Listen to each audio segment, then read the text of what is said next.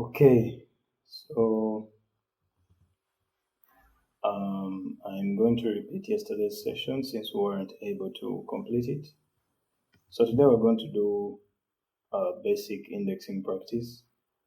From everything we saw the other time, we had a number of sources of information that we were trying to query to be able to, interact with these different indexers. And so after that, we should then be able to divide the work that we have done into perfectly arranged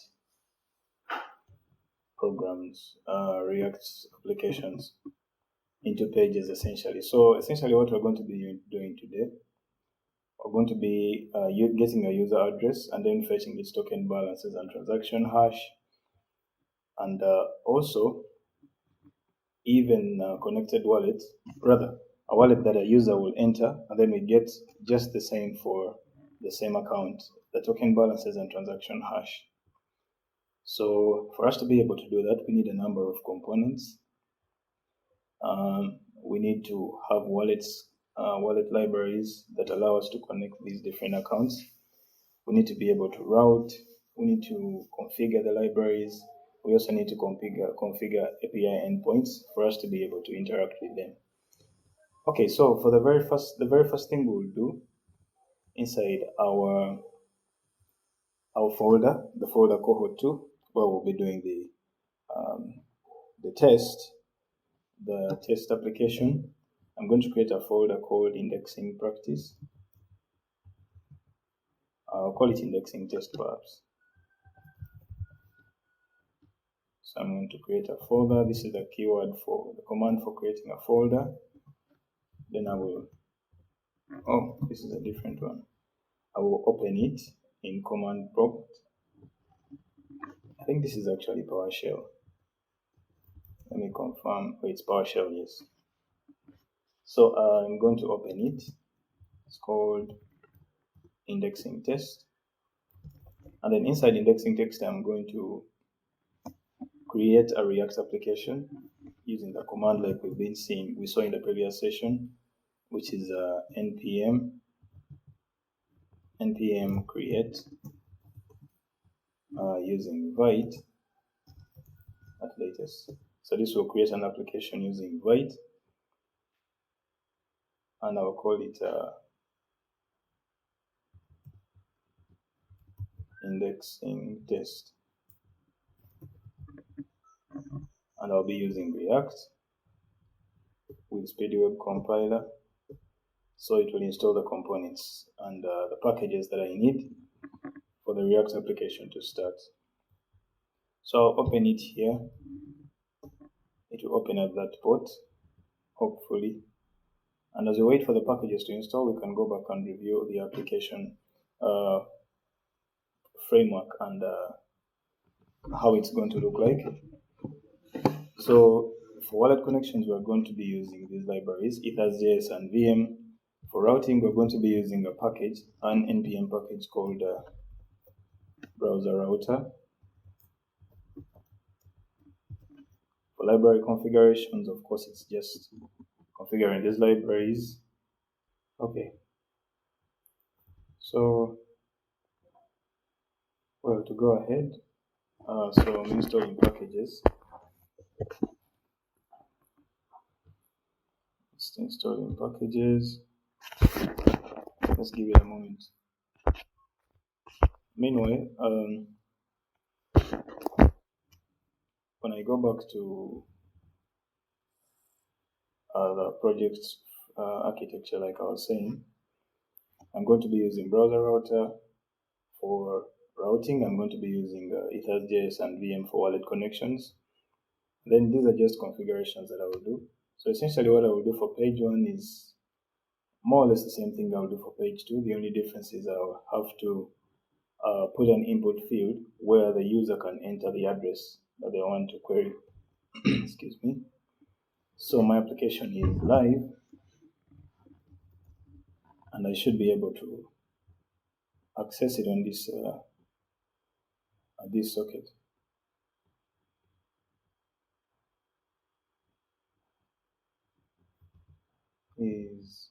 I closed it. Okay, so let me run it. First open it in a code editor.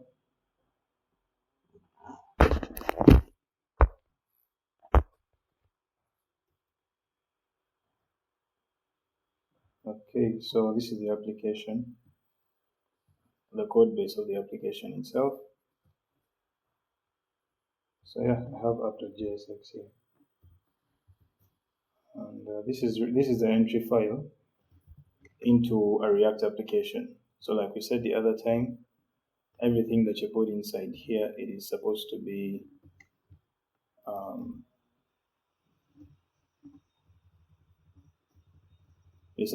inside a container or a React fragment. So this is a React fragment.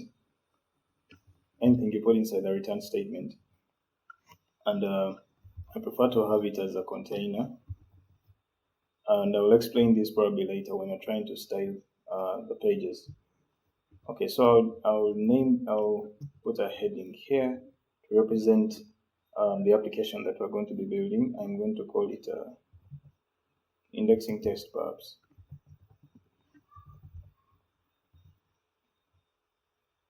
Okay, so I opened it in VS Code already. I don't think I still need, I'll need this terminal for installing packages. So I will start the application from here. These are really the same instances. This is really the same terminal, just different instances of the same thing. So I'll use this one in particular to start the application. I need to switch into the project folder.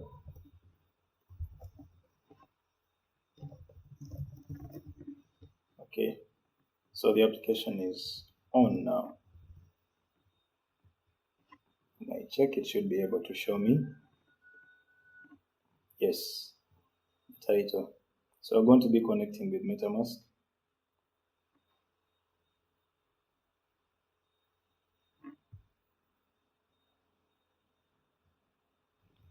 Okay, so we can get on with it, then probably see how this turns out.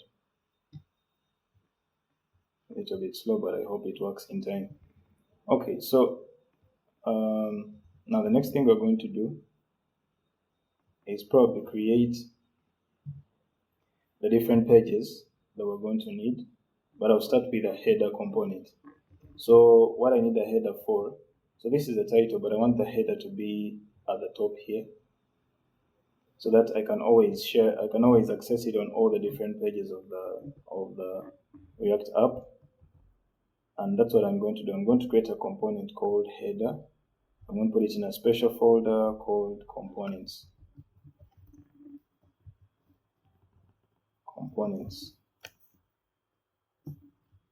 So I'm going to call it, this is for creating folders, this is for creating files. So I'm going to call it header.jsx. Header.jsx, then I create the component here. Function, I'll call it header, but since it's a component, it's supposed to start with an uppercase character. And then inside here, I'll put the return statement for the things I'm going to display, and of course they have to be inside a container or a React fragment, but I'm going to use a container. Then I'm going to title it header here. So I should be able to see the keyword header when I have this header displaying on the screen. But because I want to import it in the app.jsx folder, rather file, I'm going to export it from here.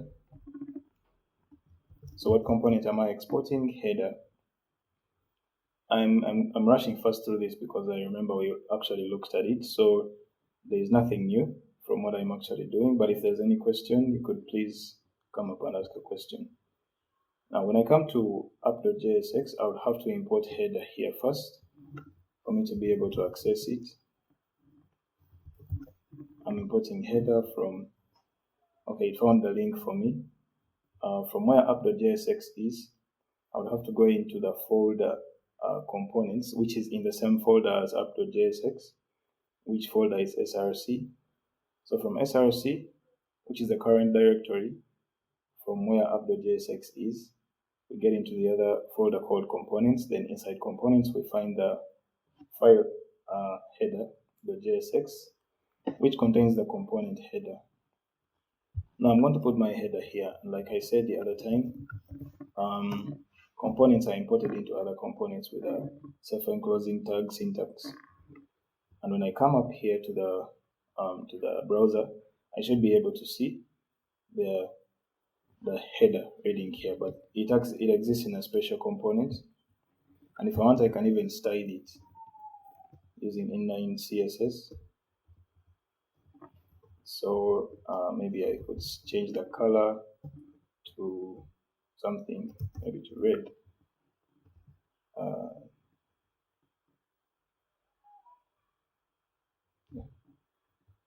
Let me try refreshing it and see if it changes. It didn't change, probably because the CSS that applies here somehow might be affecting its header. But instead of me doing it here, I would instead do it in the header itself, on the header itself. And this should be able to change. Okay. So that's it. I was entering it in a component instead of putting it in on the CSS, on the HTML tag itself. And I could actually use props for this. But we shall look at props. Props are like properties you pass to the components when you import them elsewhere. So here I would simply pass the prop, which would probably be the color. I can actually try that, maybe say color, and then I define it as red here. So now when I go back to the component header, the prop should be received as a parameter from, let me change this to green perhaps so that we can see it change. The prop is supposed to be received as a parameter to the component. So here,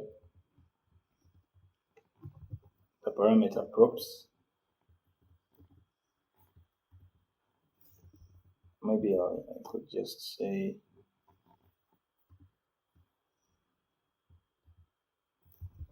parameter color. So the value that I pass to color here should be received here. Then I can pass it here. I'll just pass color here as a variable. Should get me the value. So this should become green. You see that? So that's how props work. They're like parameters that you pass onto components in the places where you have imported them, and then they should be received on the other end where the components were defined and be used to modify anything within the component. So if I had any other property I was passing here, maybe I want to modify the header based on the value that has been passed. For instance, if I had another prop here called value, and instead of me typing header here, header alone, perhaps I could type header, then pass value here. Let's see what happens when I also pass value here as a parameter to the prop head, rather as a prop to the component header. The value maybe say header on top. Does it work? So that's how properties work. You pass parameters to the component where it was imported, and you should have a mechanism for receiving them on the other end. So you use exactly the same property names. So here I used color and value, so I'm supposed to receive them as color and value on this other end. You see that? So that's how properties work, and you can use them on components. So we have a header. Now that we have a header, what's the next thing we should do? Because for us to be able to interact to obtain user addresses, a specific user address, an address that is within the browser extension of our wallet, we need to connect the wallet to the application. So for us to do that, we need to have a button that allows us to make that connection. So I'm going to put that button on the header. Now I have header imported here, but I can still modify header on this end as a special component. So I have header on top, that's what it reads. But I also want to add a button here, a button for connecting the wallet.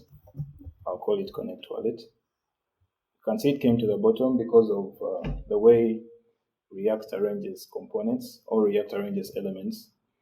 But I can modify the arrangement of this because I want them to be side by side. I'm going to put this down. I'm going to put them inside a container.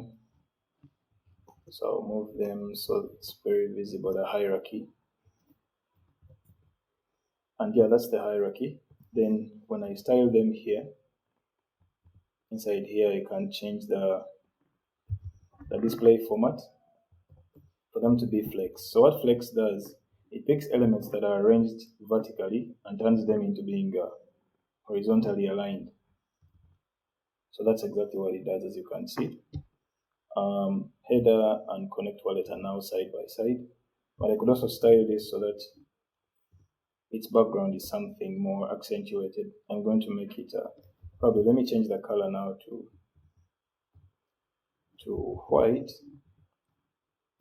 and then the background color, and the background to what color? Let me change it to black, make a stark contrast. Okay, so that is the button we're going to use to click. I'm not going to do a lot of styling because I want to focus on the concepts for today. So that's it, and now I have a connect wallet button. But now for me to be able to give it the capabilities that are required of it as a connect wallet button, I need to have these components imported.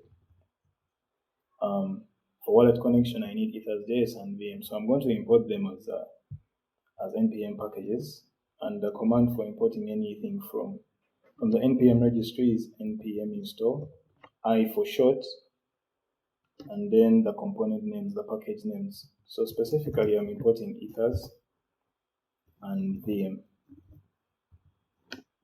Then I click enter, and it will start to download those packages for me into my React application. Okay, so maybe I want to add space between H1 and the button. That is something I have to do on the container now. I could say the gap between them should be probably 500 pixels. And yeah, the distance is significant. So then maybe for this button, I want to make it a little bit smaller. So I'll change the padding top and bottom. I'll start with the padding bottom.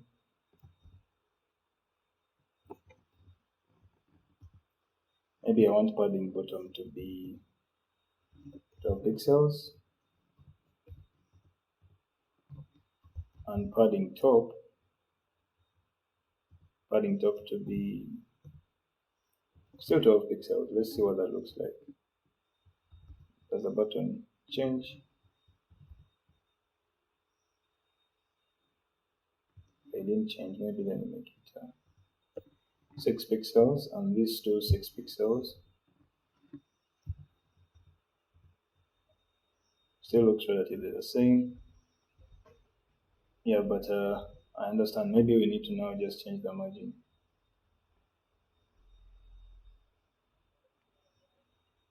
Let me change this to margin top, so that the button generally just becomes smaller. And maybe margin bottom. Margin top and margin bottom. Okay, it's becoming smaller, but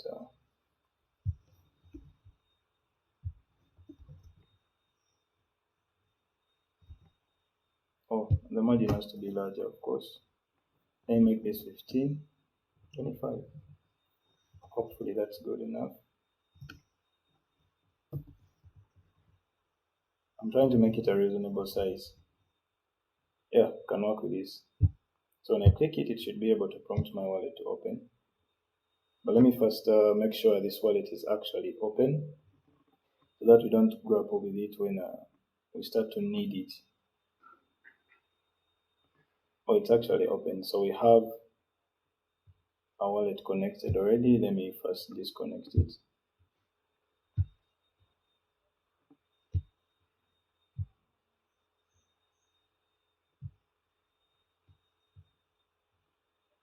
Okay, yeah, so we have a wallet that is open that we can work with. And let me see. Okay, my packages are completely installed. Now, for me to continue and be able to work with them, I need to import them. I need to import them here in the component where I'm going to use them. So first of all, I'm going to import. I want to first of all be able to connect my wallet. So I'm going to import the kind of tools that I need to be able to do that. So for me to be able to interact with a wallet, I need to create a client that interacts with a wallet called a wallet client in VM. But I could also use a special kind of method for Ethers to do the same, but I'm going to use VM. So this is how you import this component. Create wallet client. I'm importing it from VM as the library. Okay, this is now we're starting to look at VM as a library. These are some of the features that it has. So now what I'm going to be creating is called a wallet client. So I'm going to call it wallet client as an object that I'm going to use to interact with the wallet. Then I call this method that I just imported, create wallet client. All right, so we're importing VM, we're creating a wallet client. So there are two parameters, rather two elements that are supposed to be initialized within this object. The first is a chain, which is essentially the configuration of the chain you're going to be interacting with using this wallet client. And specifically, I want us to interact with the Sepolia chain. Okay, so this is exactly what I wanted to show you, although VM has done it for us automatically. So VM has a special package that has configurations of chains, and it's you can access it either via VM chains. So when I go to the NPM registry, I should even be able to see this. Let me go to the NPM registry, then show you VM chains and how it actually displays the information, how it displays the configurations of these wallets. So so that you would know that whenever you're actually importing a wallet, you're not importing the name, but you're importing the object that contains the configuration of that chain. Now you come to code, and I look at VM chains right here. You see it's a folder. Inside VM chains, when I go to definitions, I can see the different chains. So the one that I'm going to import is Sepolia. When I scroll down here, these are all EVM chains. These are all chains, rather. Chains you can interact with, chains you can connect to your application. So I want Sepolia. It's the one that I want to connect. And say Sepolia. When I click on Sepolia here, it should show me the configuration. So you see, you remember I talked about define chain as a utility function in the VM library. And you can see this is how it works. It also takes in an object as a parameter.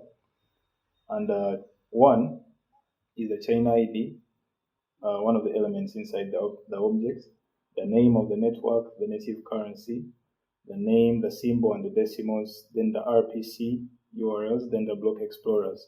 So this is the object that you're importing when you import a network.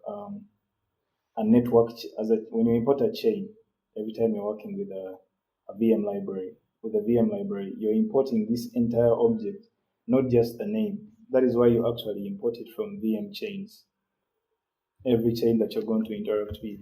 If it is not configured there, you can define it using define chain right here. So I'm going to be importing Sepolia. So when I'm importing Sepolia, I'm not importing Sepolia as a word. I'm importing Sepolia as a configuration. As you can see, this is the actual object that I'm importing. a defined object, a defined chain configuration.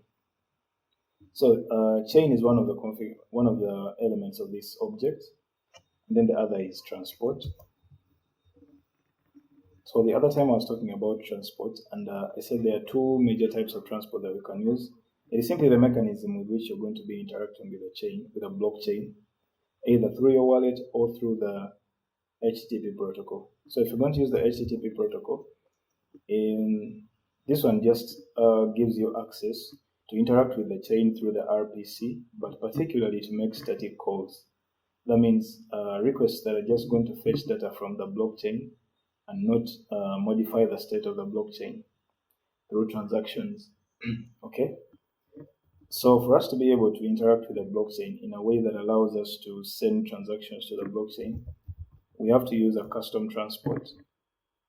And also custom here has to be imported as an item you're going to use. Then we specify what is the custom object we're going to be using to interact with the chain.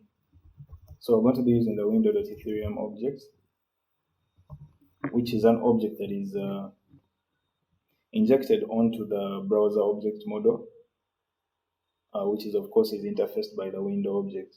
So every time you interact with the Ethereum object, it gives you access to all the extensions that are EVM based.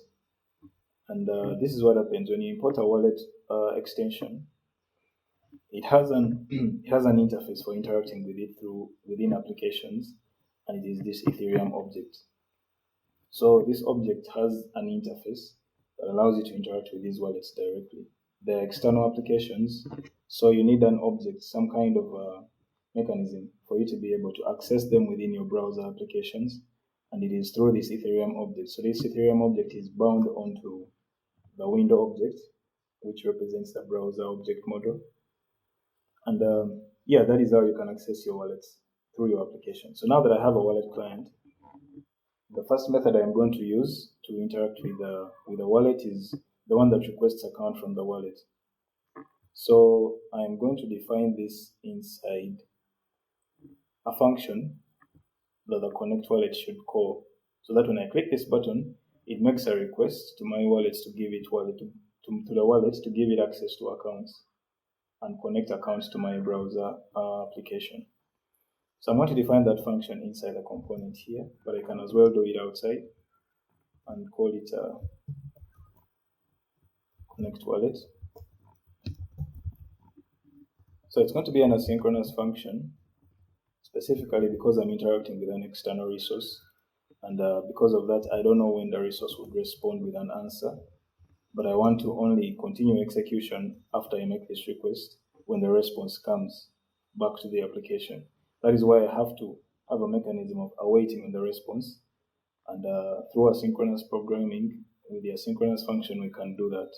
So the specific method or the specific step within this function, you want to await, you put the keyword await before it. So what process am I going to be awaiting within my connect wallet function? I'm going to be awaiting for the method of requesting accounts. So now, since I already have a wallet client, which is the object that allows me to interact with the wallet, I'm going to request for the wallets on my browser extension through this client. So I'll first type the wallet client name that I defined here, and then the method that I'm going to specifically call is called request addresses. So this is the method that initiates wallet connections to your application and returns an array of addresses that have been given access, that the wallet has given you access to interact with on your application. So I would store that array here and call it accounts. Even if it's one account that you've given rights to access to be accessed by the application, it will still be returned in an array. Okay, so I have accounts here, but maybe I could print them out so you can see them on the browser, in the browser console. It's console.log, I can say connected accounts, and here I'll type the name accounts. So I should be able to see all the connected accounts from here. When I get the response from this this particular request. Now I'm going to put this button onto, rather this function onto the button connect wallet. So because I want to have this visible enough, I'm going to push this to a new line so that we're able to see it well. Okay, so this is the entire button from right here to there. Yeah, just organized it in a way that is easier for us to see it entirely on our screen. Excuse me. Alright, so that should be sufficient. Now I'm going to call a specific property here, attribute rather, on click, and then pass in the function that I want it to call when someone clicks it. The function is called connect wallet. Connect wallet. So yes, that's it. Now when I go back to the application, unless there's an error, it should be able to create is not defined. Line 3.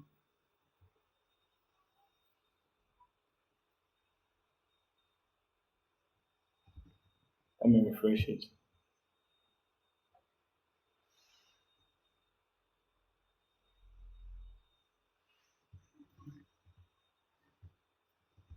So I'm waiting on my application to display, unless it has an error.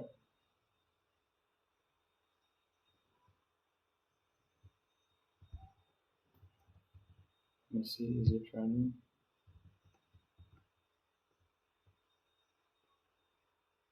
It's taking quite a while. This one is accounts.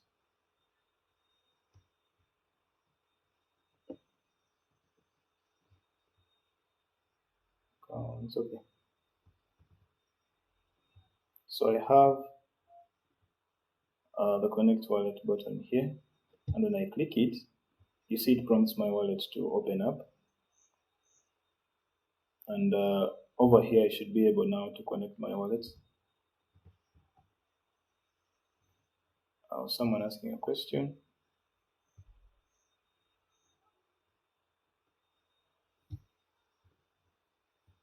Okay, no question. So there's already a request here, I just have to respond to it.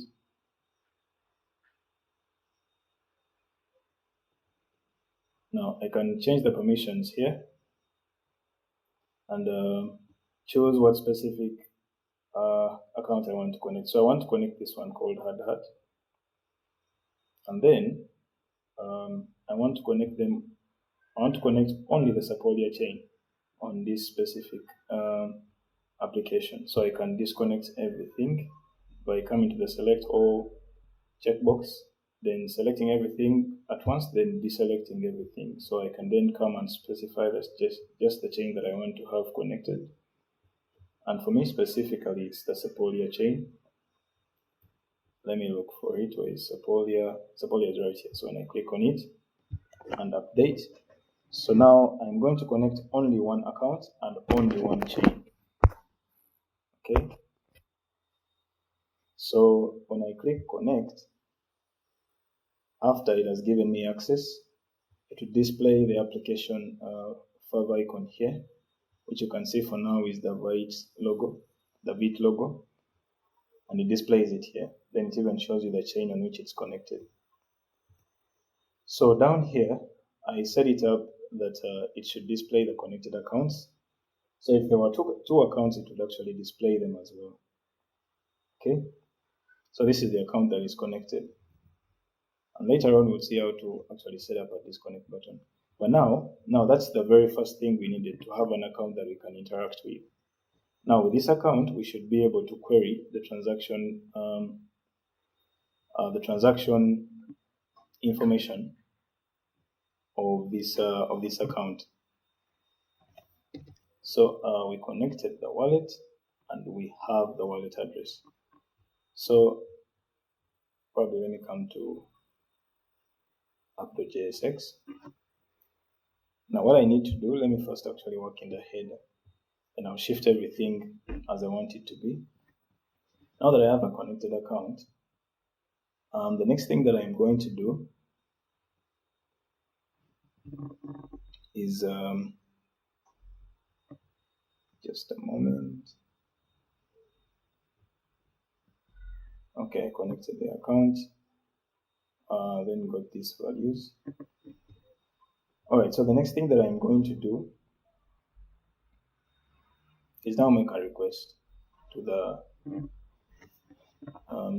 one API to pick both the transaction hash, rather transaction history, and the, what did we say we want else? The transaction history and the token balances of that address on those different accounts, rather on the different chains that are supported. So let me see what API you could use. So we looked at a couple of them. I think we looked at Covalent. Then we looked at SIM, the Dune API. So for Covalent HQ, the Gold Rush API is the API that we needed to interact with for us to fetch wallet information, but also the SIM API is dedicated to fetching information about specific wallets. So you'd have to input the wallet addresses and then get the results from this API. Okay, we can go back to the documentation. I think we have an application that already has the configurations for how we can actually interact with these specific endpoints. But I'm going to now choose the endpoint that I want, the one named balances. So when I come to balances, it displays for me a demonstration of how I could make a request, a successful request. So specifically, I want the balances of this address on different chains, and I can even see the supported chains here, 63 chains. And yeah, maybe I can even specify the chain that I want, and we'll see that maybe the user could have a way they can specify the chain that they want. Okay, down here you can even see the different query parameters that you would have to pass into your request. But first of all, let's set it up. So how are we going to set it up? Let me put everything inside here in the body. Okay, so the very first thing we're going to do is define a function. I want to call this function fetch data. Okay, so maybe the first thing we should also set up is that we already have the wallets here. Maybe we should store them in a state variable, because this is already a function. But every variable defined in here is scoped to just this function. Although it was defined with an arrow function syntax, it is still a function. So everything that was defined locally within it is scoped only to its scope. It rather is limited, is constrained only to its scope. So I have to find a way of assigning it to a variable that was declared beyond that scope. So that's why I would use state, which is the React standard for handling state in components, and it has to be used within a component itself.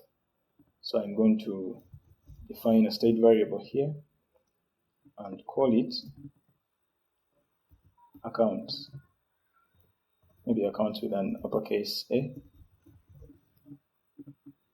And then the function that is going to modify it every time I want to change its value,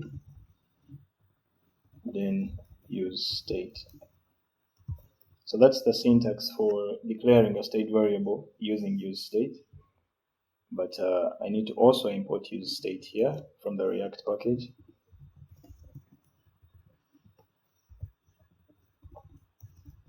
Use state from React. Okay, so this should be sufficient for us to be able to interact with,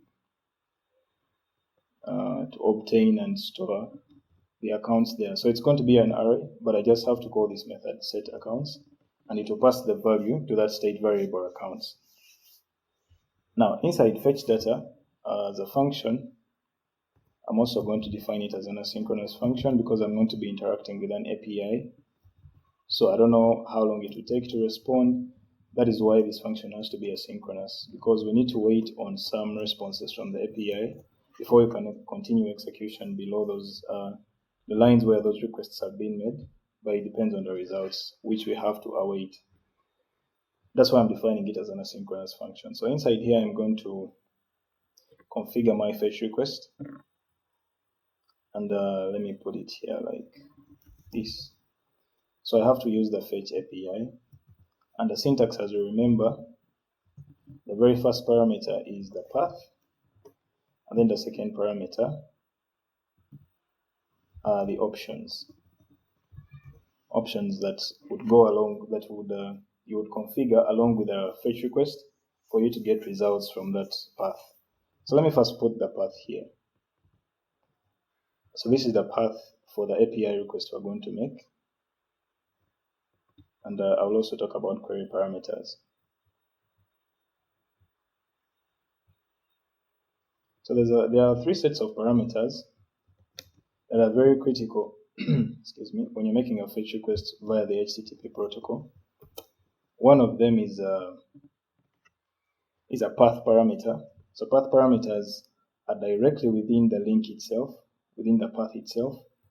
And in this case, I have one path parameter, which is the wallet address. When you look at this this fetch request, it has a wallet address here that represents the address that I'm going to be getting balances for. So now I have to have a way of filling in this space with the wallet address that has been connected to the application, so that I can get the token balances for that specific address. So what I'm going to do now is change this into a string with backticks, because when you have a string with backticks, you have the capacity to pass in a value dynamically into the string, which will then later be bundled into a single string. So here, when I modify this, so for you to pass in a variable that needs to resolve into a value when the string is being compiled, you need to use this syntax. You first put the curly brackets, but there's supposed to be a $sign before it. So now everything you enter in here is going to be resolved into its final value. If it's a calculation, it will be enumerated. If it's a variable, it will resolve into the value of the variable. So in this case, I want to pass in the accounts, but specifically the account at index 0. So I'll call accounts, and then get the value at 0, which is the active wallet connected to this account. Now that's what a path parameter is. Now then there is query parameters. Query parameters always come after a question mark. They're just another set of parameters that are used to specify how the API should respond, or probably specify certain other things that should go along with the request. For instance, sometimes when you're on some authentication tools, you would have something like a username here. So for instance, if you're making a request to a login page, when you click next probably, or sign in, the username that you entered within the input field of username is carried along with this path and then sent to the API to verify if you actually own an account on that platform. So that username would then be checked probably on the database of all the accounts that are connected, and then maybe a response would come back, either redirecting you to your home page, to your dashboard, or giving you an error message telling you, hey, this username does not have an account. So sometimes query parameters are passed like that for that purpose, or sometimes the username could be in the body, like we're going to see. It is really up to you as a developer who designs a back-end service to see how you want requests to be made to your API. So particularly here, there was one query parameter called limit, and we can go back to the documentation to find out specifically what limit represents. And every API endpoint must have a documentation, because you would never know what it does on the back end in the API itself before it returns a result to you, and maybe how to even organize your request before you send it to the API. So specifically, this is a token balances API, and you can see here when they were defining it, they even put curly brackets around this, which means this is a variable, this is a dynamic value that you can modify on your own. So the path would not change if this value was different for every request, but it would be a completely broken link if you change any of these other constants, because this is how the path is defined. So wherever you see a green, sometimes it would be a different color, but it should be a depiction that tells you that this is a path parameter, and you should always put your own value here. So token balances, when we look down here, same looks up prices on chain, you can use this dash dash. So I think they should have, these are all path parameters, rather query parameters actually, of things that you can actually include in your request. Token filtering, the chains that you might want balances from, historical prices, and okay, I want to see something. Then for pagination, so pagination is simply controlling the results that are being returned, maybe regulating them according to a criteria. So here, the limit is 1,000. So that means every time I make a request, even if there is more than 1,000 results, it would always return for me only 1,000 values in the result, and maybe until I make another request for the next 1,000 results. So I can limit this to anything, but maybe I don't want to limit it. And how do I know? Now, some query parameters might be required. That means you cannot leave them out, or others might be optional. As you can see, there's no single stipulation here that any of these query parameters is required, except now when you come to the headers, you can see that the XAPI key is required. It actually has it in red, so that means you can't miss it out. And then for path parameters, address is required. You remember what we saw up here?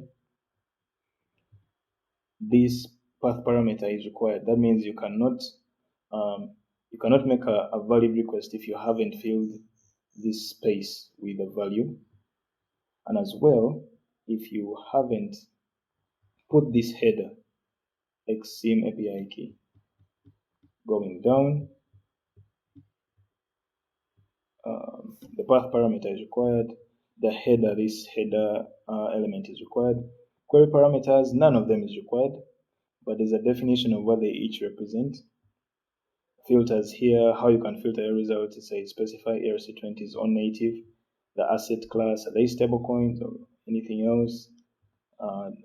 Metadata here, comma separated list of additional metadata. So you can always come down here and look at that specific query parameters and how you can configure your request. And yeah, so I'm going to leave it without a limit. So I'm not going to put any query parameter. But then within the options, so the options is an object, and it's an object that takes into three parameters, rather three elements. One is the method, so that specifies the kind of request you're making. Is it a GET request or a POST request? If you remember what we looked at the other time. So we can verify what kind of request is this. From the example here, we can see it's a GET request. So here you'd specify the method and type that it's a GET request. And then inside here, you can put the headers. So the headers are always usually an object that contain the authentication features for this request that you're making. So what am I going to do? What is supposed to be in the headers? In the headers, there's one request, there's one authentication element that is required, and it's this XSIM API key. So I'll copy it and paste it here. Put it in quotes. So I have to provide the value to this, and they can actually tell you where to get this. So it says used for authenticating requests. Visit authentication to learn how to create your API key. So the value of this is supposed to be custom for you as the developer that is interacting with this platform. But I think I have an application in which I store the value for this. It's probably called API calls, if I'm not mistaken. Bearer token. No, it's not this one. I think it's called data indexing. The one we worked on the other time.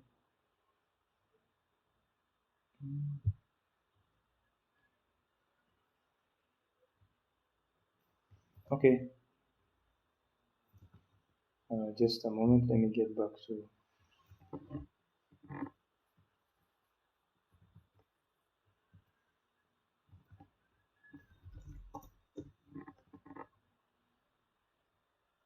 Okay, just reopening it.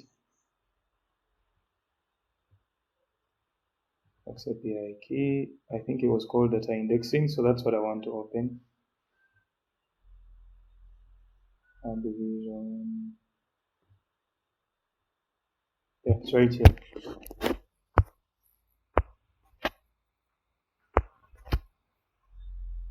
Yes, we have the XAPI key here. It is still active. I have it.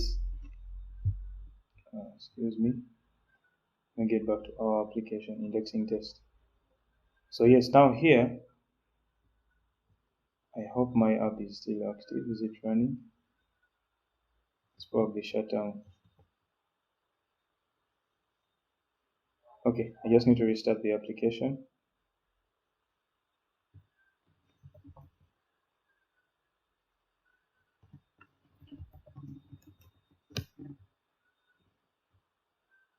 Okay, it should be able to. Okay,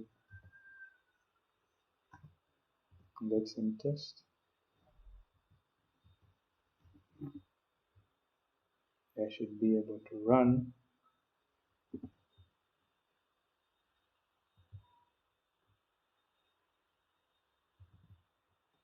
Alright, hopefully it's loading. So now I'll put in my API key here, and this is the required header. When I come to balance, is there any other required header or anything in a body? It's taking a while.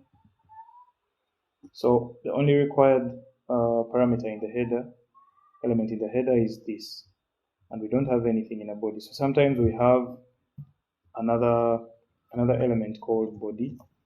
Now this one contains usually the format that you want the response to come through. What form do you want your response to come in? But we don't have any here in this specific API request.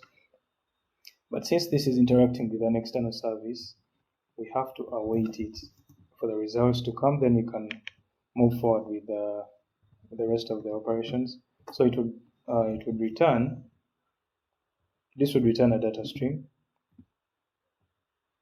and which is essentially like an advanced form of a promise. And then for us to continue to interact with that promise and probably turn it into data that we can actually work with, we can pass it in here as a parameter. I'll call it stream using the .then keyword, and then I will deserialize it into a JSON file.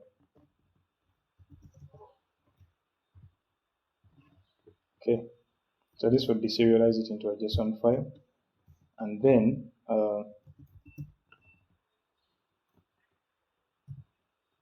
get a response from that JSON file as data, as the data that has been created. So,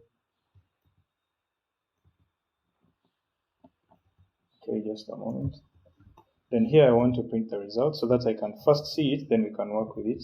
This is something I'm doing for a second time. I have already done it before. So I think this should be sufficient for us to make the request. But for instance, maybe I don't want to put this inside a button, but I just want to put it inside a use effect statement, like we did the other time. So I'll just cut this, and inside the body here, I prefer to have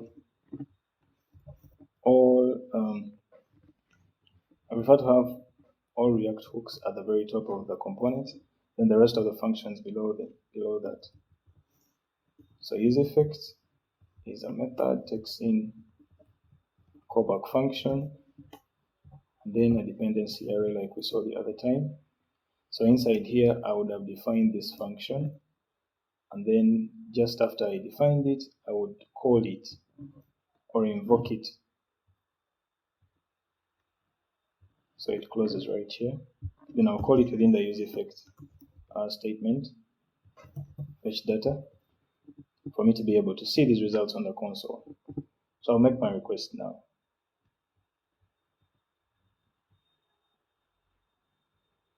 It will run automatically actually because it's inside use effects.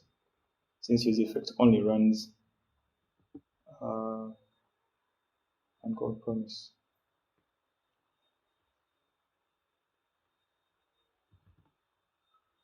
Where is the promise?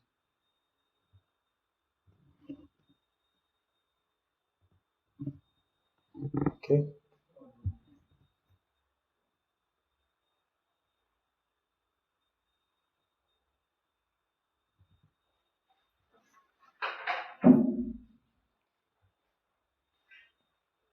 Okay, let me verify where the issue is.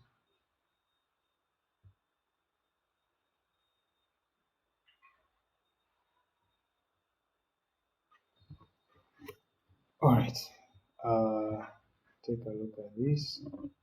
Actually, I don't need the await keyword here. This would only work if I was going to pass the value to a variable, perhaps. So this should return a result.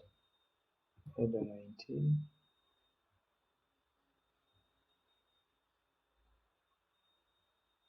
Accounts. Alright, let me look at the request path again. So after passing the address, do I need to pass anything else? No, the address is the very last thing, except if I have options.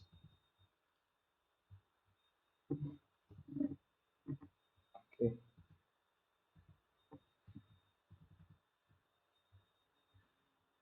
Let me make the request again.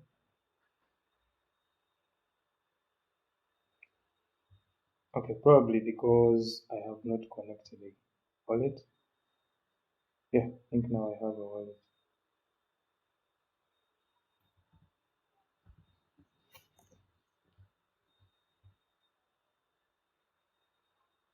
Okay, so what I'm going to do, every time I finish connecting a wallet, every time I finish calling this function, I want to fetch data again. So because of that, I have to define this outside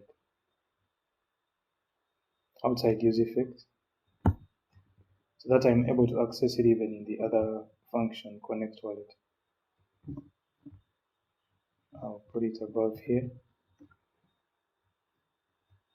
So I can call it when I render the application, but I can also call it when I connect the wallet.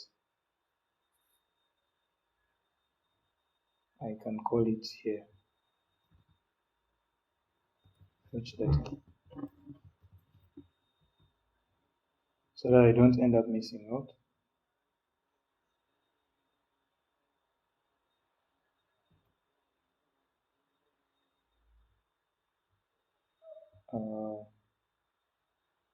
Country properties of undefined reading 0. There's an issue in this. This has to be a return statement. Okay.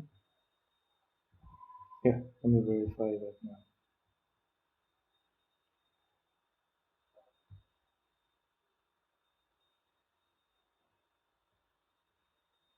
Header 17, connect wallet 39.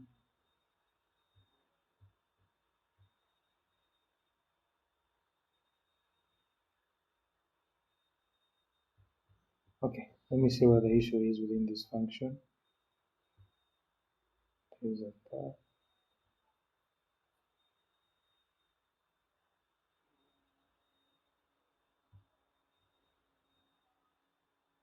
It's an asynchronous function.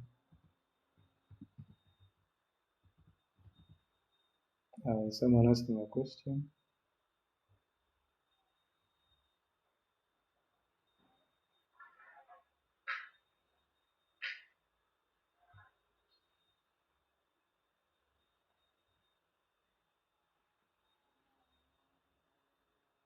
Aaron, your microphone is on. Okay. Alright, so I'm trying to figure out what the issue might be.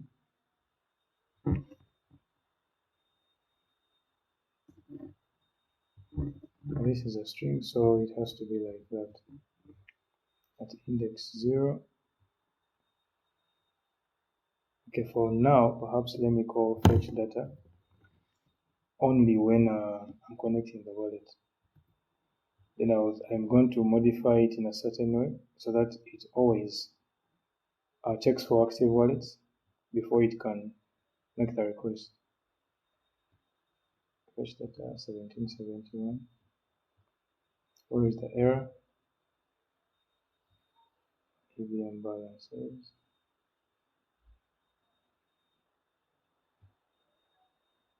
Okay.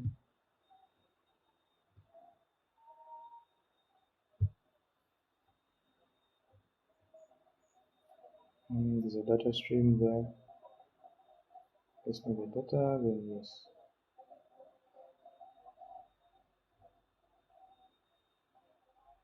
Okay, I can't figure out where the issue is.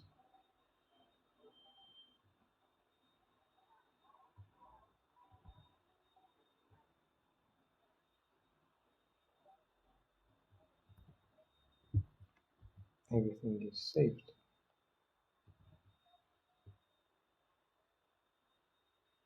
But let's give it a moment.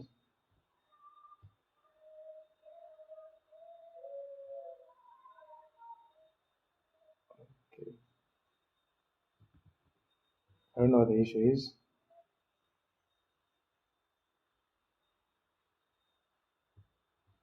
So accounts. Let me try disconnecting this again.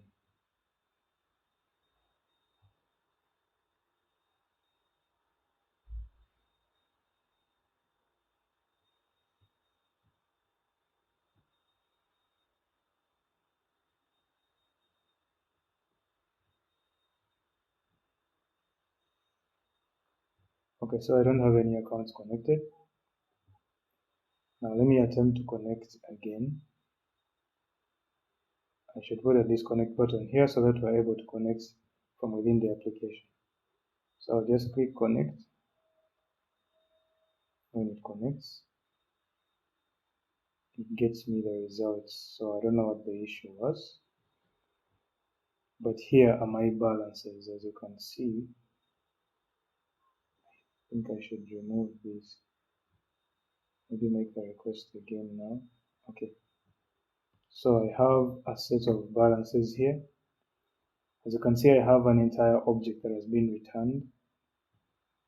The object starts here and stops right there. When I actually point at it, it shows you the scope of the object itself. It turns a little bit grayish. If you can see it, it turns a little bit grayish. So that's the entire scale of the image, rather of the result. So when I expand it, it has another set of elements inside it. One of them is the wallet address I was querying information for. The other is the response time. The other is the request time. The other is balances. So when I get this response, that's when I also want to display the wallet address and its balances. So I want to display them down here perhaps. Indexing test, I'm going to first remove this so that we just display everything right below here. And when I come to my display area, to my JSX return statement, when I go down here, I should be able to display the balances. But first of all, I want to display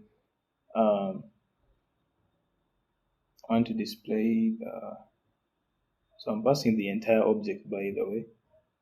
Let me now change this. Let me just change it to data. Oh, this is accounts, sorry.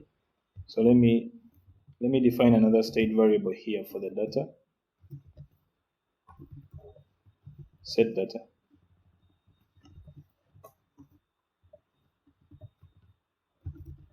Use state. So yeah, this is going to be the variable that I store the data in. And I'm going to pass it right here. The moment I get this data within the fetch function, I just pass it directly to the state variable. So data right here. And then this is also a statement. So yes, that's should be able to get that. Then down here, I'm going to pass my statement here for displaying the address first of all. But since it depends on values that are coming from an external resource, I need to have a what? I need to have a mechanism for displaying something else if the data hasn't returned yet. So I would say data. That means if the data object has values, when I use the ampersand sign twice, that means if the data object has values, display all this information. But let me actually do it like this.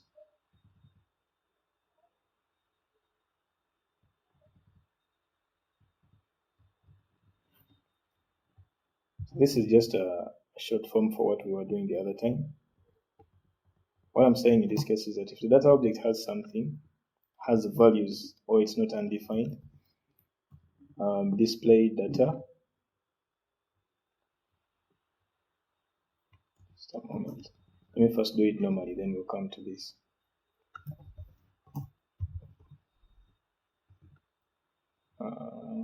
Let's say if data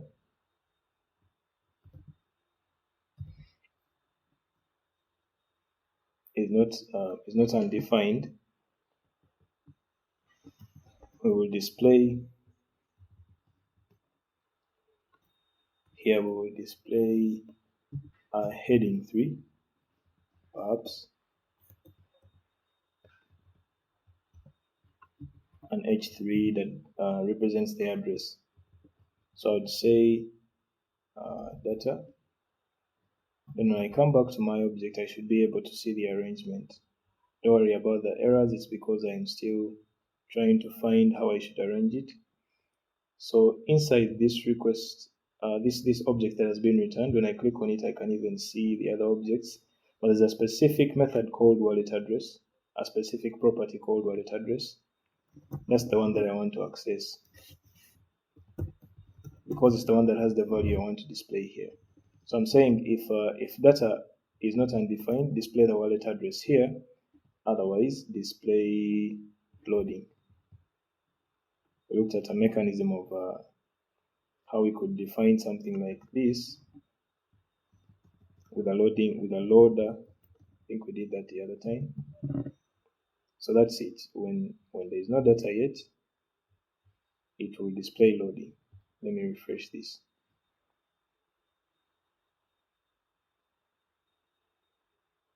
When I click connect, I don't know why it's doing this.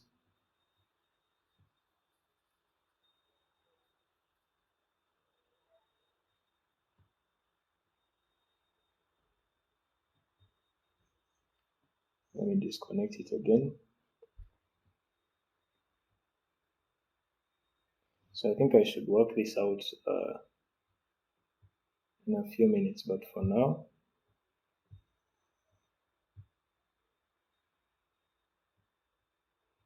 let's keep reconnecting. So when I click connect, it will prompt my wallet to open. Then I should be able to connect the wallet that I have. Okay. So it connects the wallet and returns results for me, although it's not displaying there. This is in the header. Yes, everything should display from the header. It's not displaying the wallet, data.wallet address.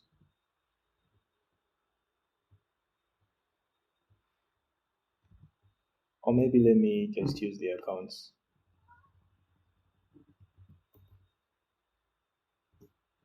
Because it's the same wallet.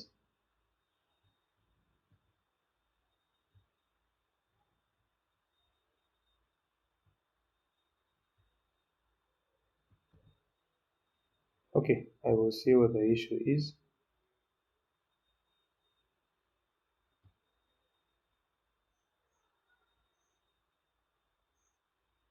Otherwise, that should be okay. So that if the data object has any values, it will display those values. Otherwise, it will just display the loader. Okay, so we have data here in an. It should be in a.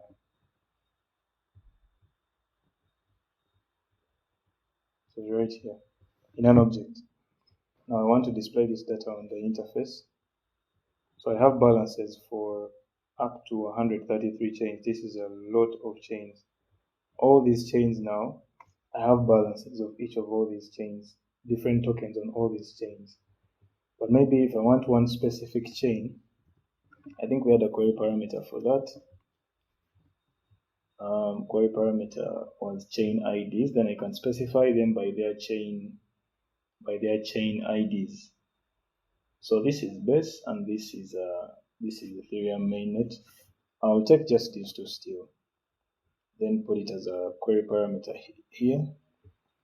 So I put a question mark and then type chain IDs in exactly the same syntax, rather exactly the same way it was actually written. So that is Ethereum and 8543 is base mainnet 8543. So I'll get results for only those chains when I make the request.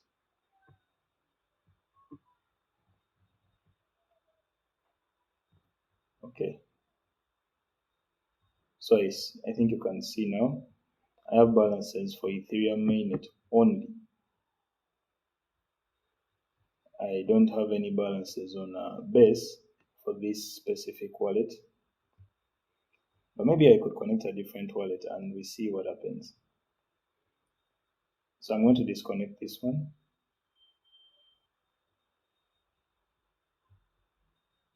And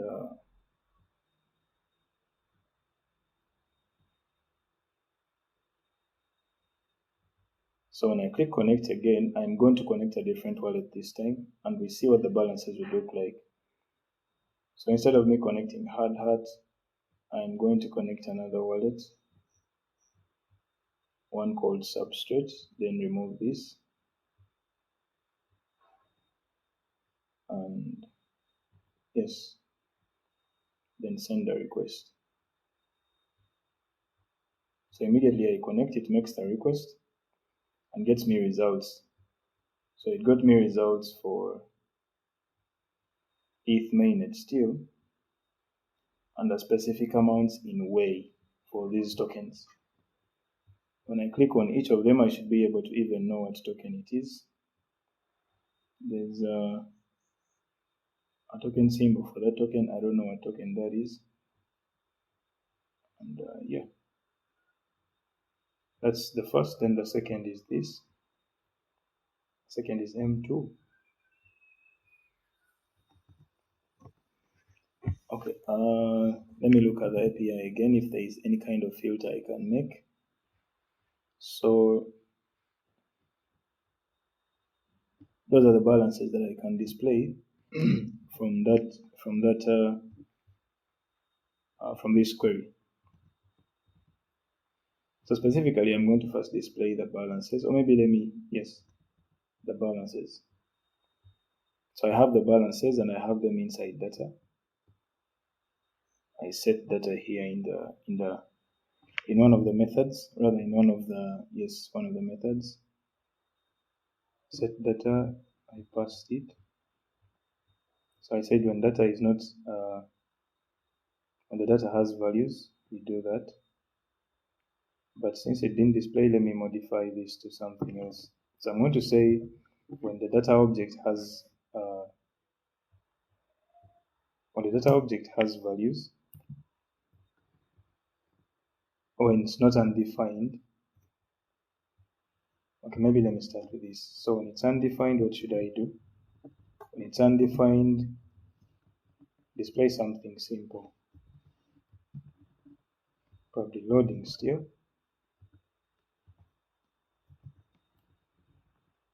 Like that.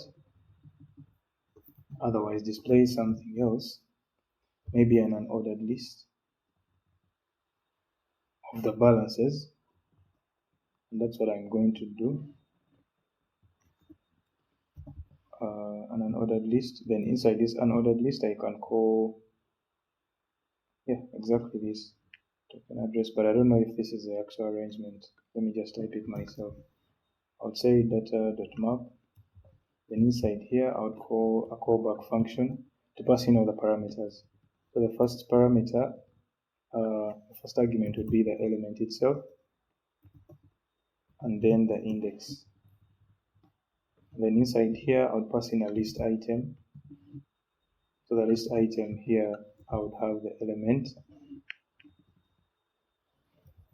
but I'm going to specify it according to the data object that I am passing. Then the key here would be the index. So each of these elements,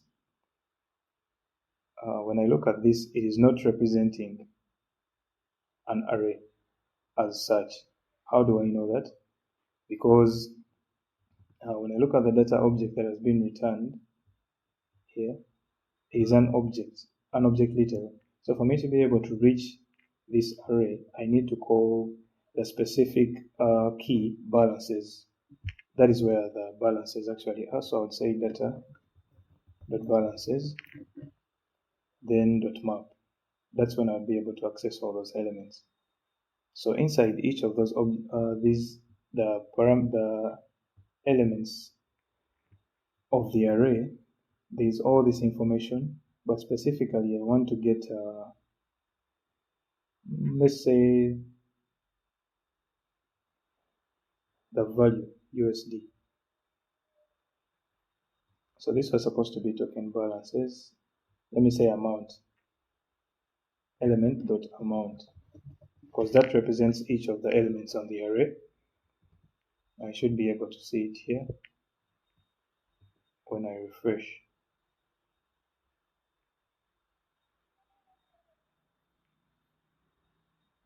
And I click connect. So this raises an error, but let me do something here that should help us get the results even much faster. So every time I run UseEffects Explore renders executes right after the rendering of the component. So what I want to do in this case, instead of me having to wait on myself connecting the accounts on my browser application, I'm going to look for the accounts that are actually available connected from the wallet to this application already. So there's a specific method on window.ethereum called, let me just type it. So I can define an asynchronous function here still that will call the fetch data method. So let me define it. I want to call it get accounts. Get accounts. So it's an asynchronous function. It's going to be interacting with an external service, which is our wallet. And here, when I look at this, then inside here, I would type the method that would get me the wallets. So I would put them still in an array called accounts. And I would say await window Ethereum, and I make a request.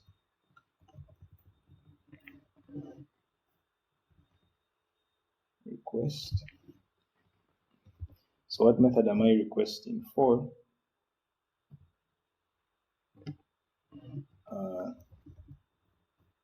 The method here is ETH accounts. So this one gets you accounts that are already connected to the application. So when I do this, I'm going to be checking if I have any values within that variable when I pass it.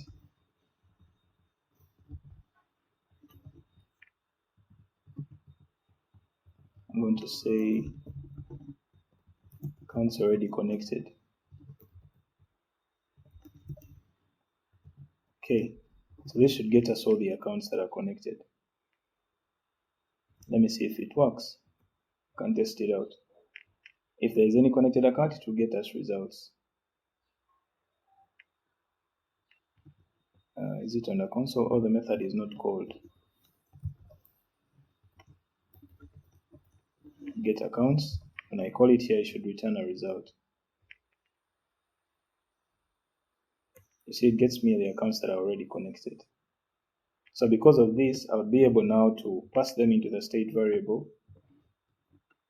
like that. Set accounts. I would just count yes. And then call the fetch data function here so that it then can modify the state by fetching the request, making that request again. So I'm making this request both when I connect the wallet and inside UseEffect. So I should be able to get a result on both instances.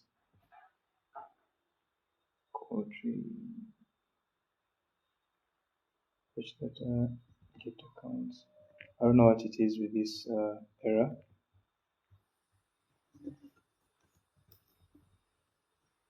Is it something that I'm missing out? Count is undefined.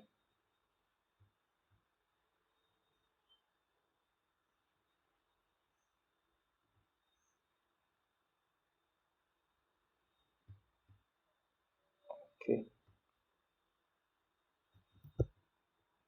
Let me disconnect it again.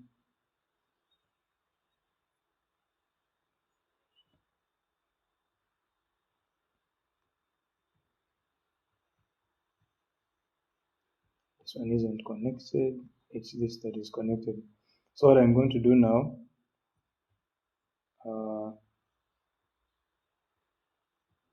is just put the disconnect button here so that we're able to interact with this directly. So when I request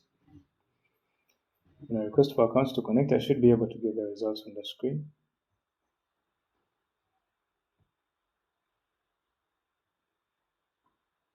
Let me connect. So it gets me the array. The balances array is 0.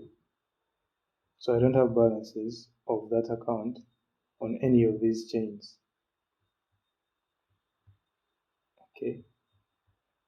Let me try to remove this thing and see what result it returns for me.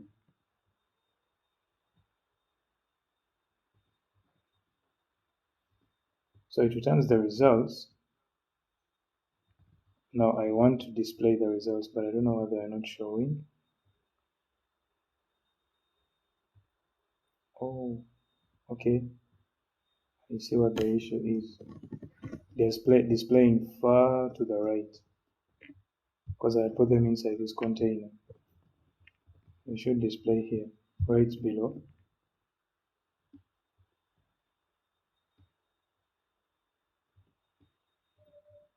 It should display right below.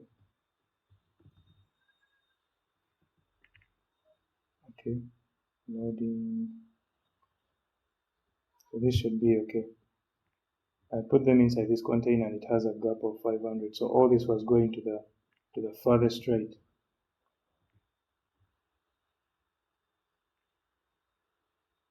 So it shows loading here. When the data is returned, should be able to show me the result.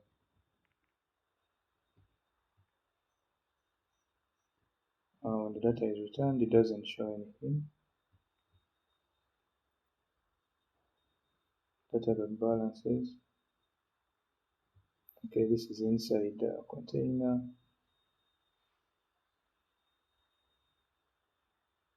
Modern list.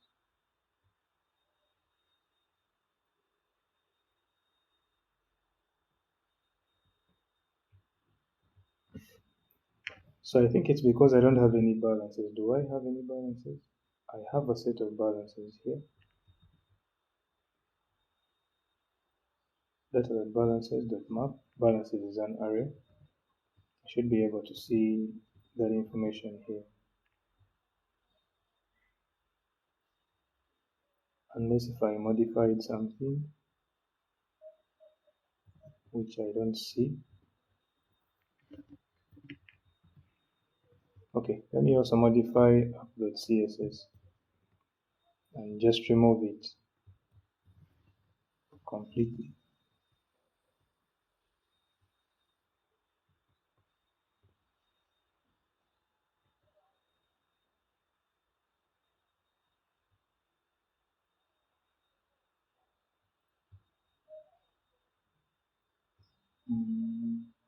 Header line 18. Return this.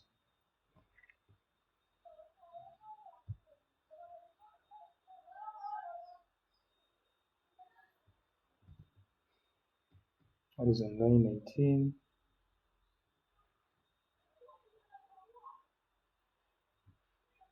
Okay.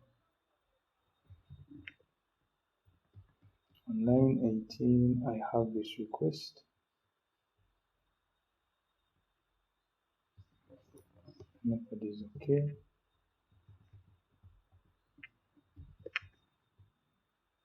Headers.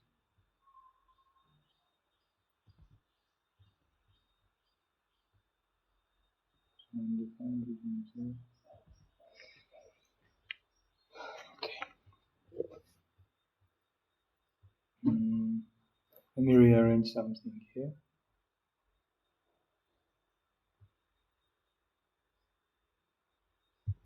When I finish this,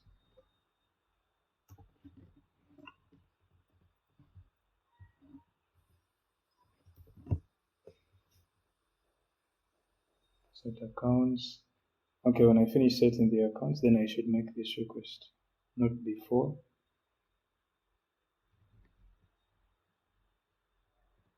Okay.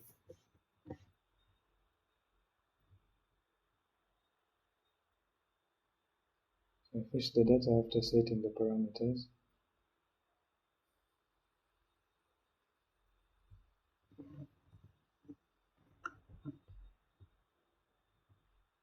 So I've always had an issue with React, and I don't know if it's the state variables take long to get passed or something, but it's an issue I've experienced a number of times.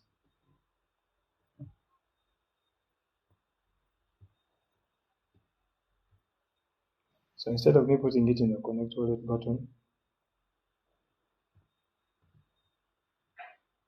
I'm going to put a disconnect button instead, so that I can always come back to that and just disconnect.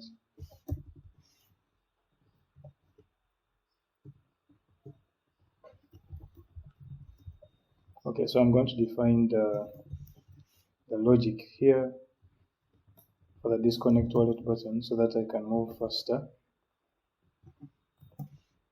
Disconnect wallet. I'm going to decall this function disconnect wallet. Of course, it's asynchronous because I'm interacting with an external service or resource. Then it just requires one method. Window.ethereum. I'm making a request to it. Then inside here, I specify the method that I'm going to be calling. So what's that method? I'm revoking all permissions.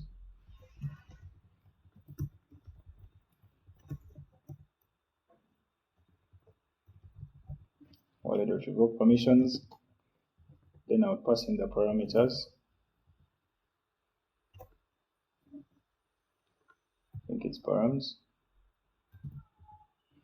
And inside here, the specific parameters I'll be passing in, I'll be revoking accounts for all ETH accounts. That's the command. So I should be able to have this work. And when I click this button, it should call that function, disconnect wallet. Yes.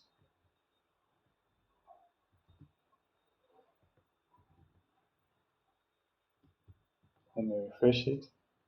I should be able to see both buttons.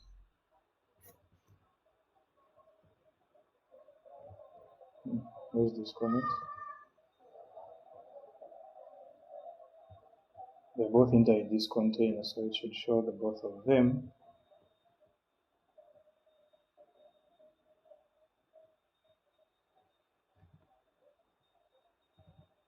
Indexing test, yes, that's the application. I don't know why it's not showing, but let me find out.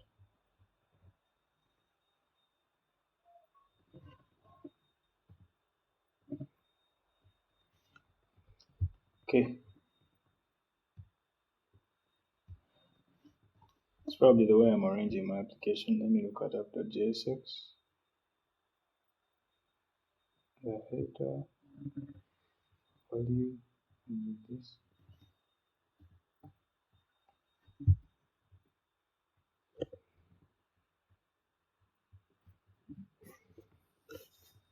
Okay.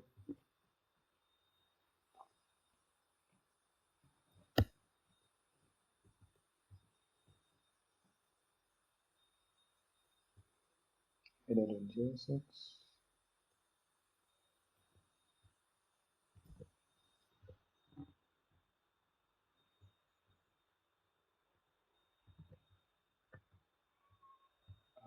Let me see.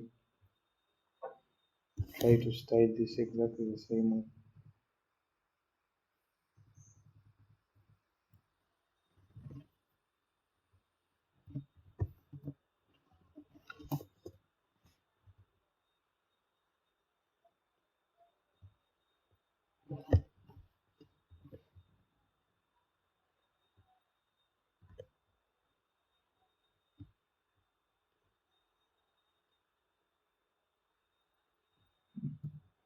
Why is it not showing the button?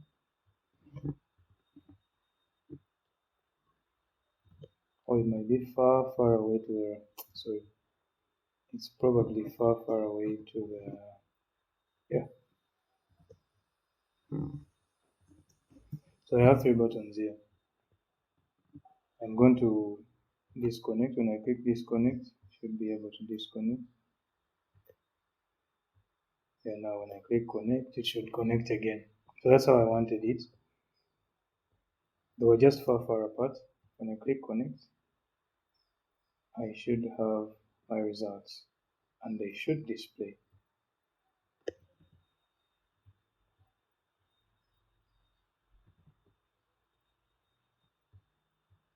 I give them here. Let me see what the issue might be.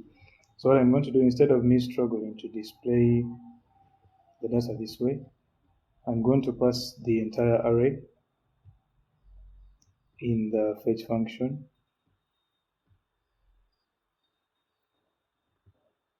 So set data.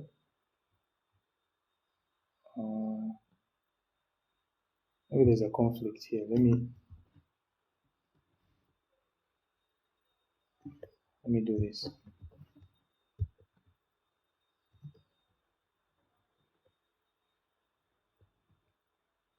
So you see, when I click disconnect, it disconnects the wallet. It was actually working, only that you won't see it in the background, on the front end rather. the function works in the background, just disconnects the wallet automatically.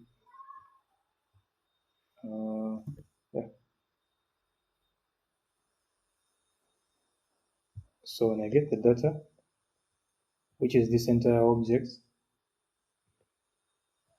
when I get the data, let me verify. I might be accessing it wrongly.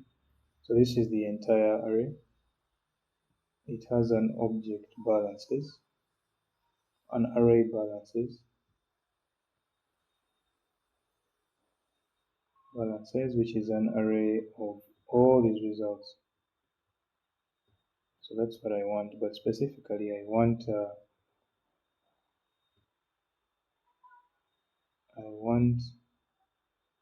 I see price USD, value USD is what I want to display. Balances. Yeah, so I'm passing in the entire array. And then here I'm going to destructure the array instead. So data is now an array. At this point, data is an array.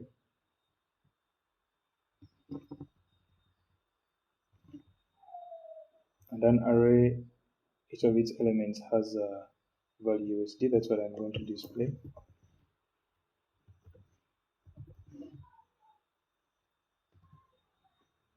Loading.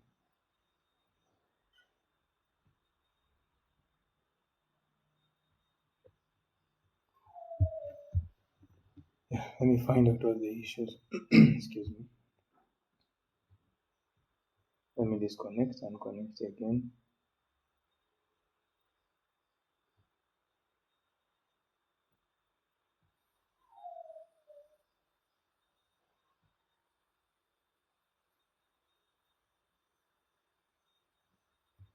So it's not displaying still.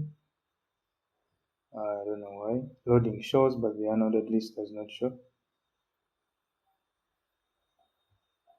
Is there something I'm doing wrong? Map. Right. Okay, supposed to do this. Keep forgetting it myself. Yeah, that was the issue. So it's now displaying all the balances. So I think I actually talked about this a while ago, but it's something that really skips my mind as well sometimes.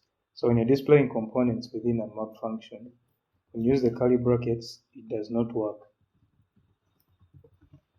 As you can see, it did not show until I changed this to the parentheses. That's when it displayed. That's when it displayed the balances. It is something that is quite subtle, but can be frustrating, especially if you're building an application that people should be able to use. So in this case, the fetch function is supposed to also be called when I render my application. That means inside useEffect. But I think there's an issue with the fetch function that I am not sure I know what it is.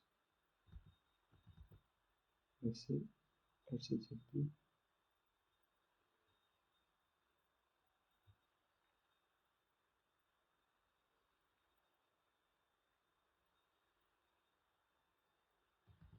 Okay.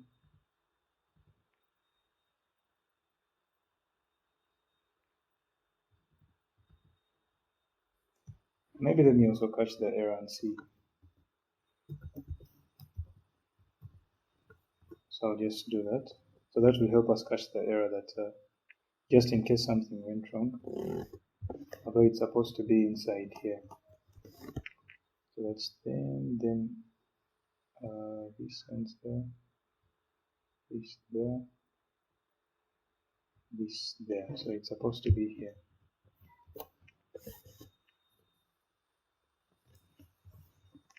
Okay. Now that I have a catch statement, I should be able to see any errors that might be arising.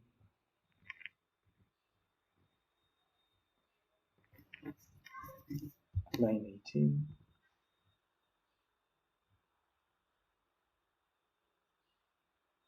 It gets me ETH accounts.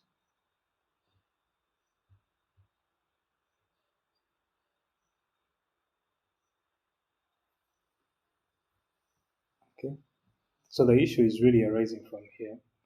When I pass this parameter accounts to set accounts, it modifies the value of accounts. Maybe let me make it an empty array. Hopefully that would work.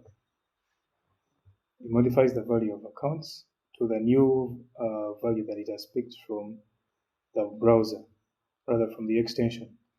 And then it's supposed to call the fetch function, which uses the value of accounts here to make a GET request and get me the results, the data balances, which I'll eventually display here. That's exactly what I'm trying to do, but it's not showing. It's a bad request now. I'll wait and get accounts.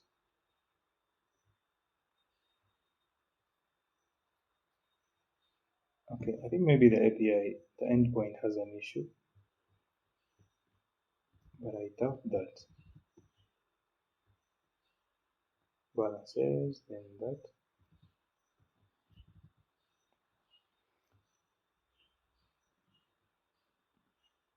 Let me probably give it a default address and see what happens when it runs on its own. When it runs with a default address. So I'm going to give it this as a default address.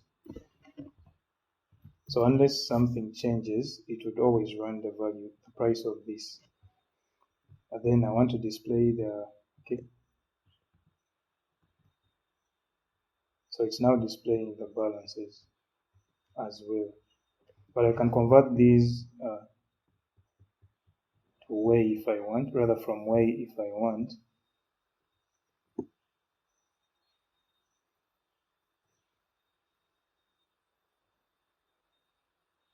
Okay, so it's displaying balances. I'm sure it's balances of this address.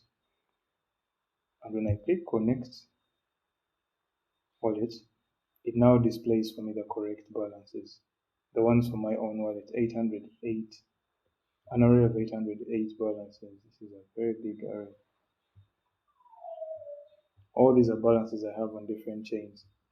So I can convert this to ETH because it's already, this is in way. But then when I come here, I can call the method format ether on each of these balances, value in USD from VM here, then I'll be able to get the values. But I have to convert this to a string because it takes in only strings. I think I should pass it there like that. So then these balances should change. Format ether. I have to import it as well. Oh, it's actually imported here. It imported itself. What's the issue?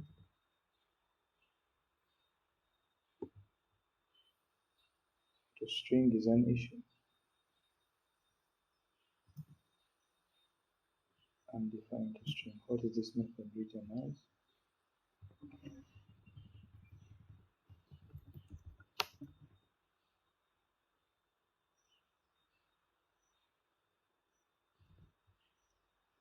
Okay.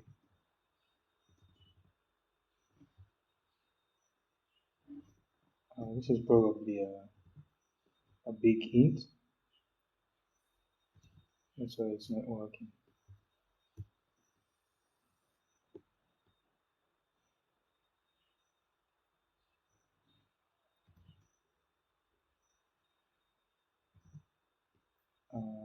Country properties of undefined 8379.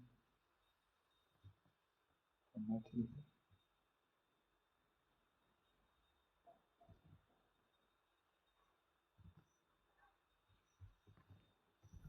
Okay, let me try to remove this method and see what the issue is now.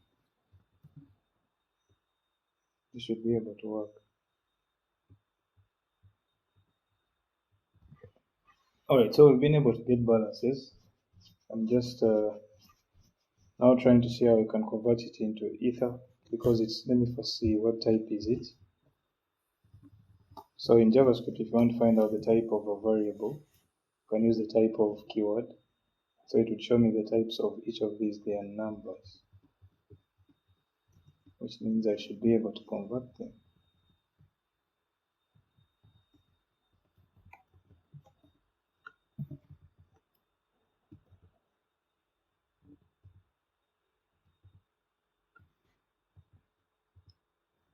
To string.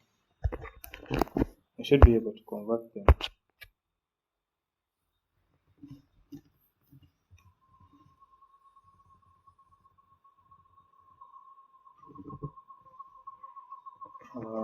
Value USD.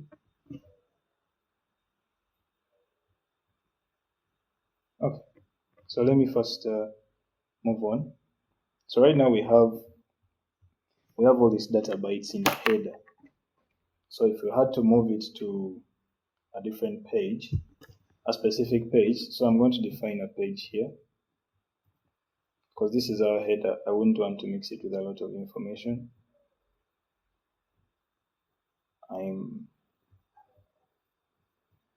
Okay, perhaps let's maintain this as excuse me. Let's maintain this as page 1. Then here I would export page 1.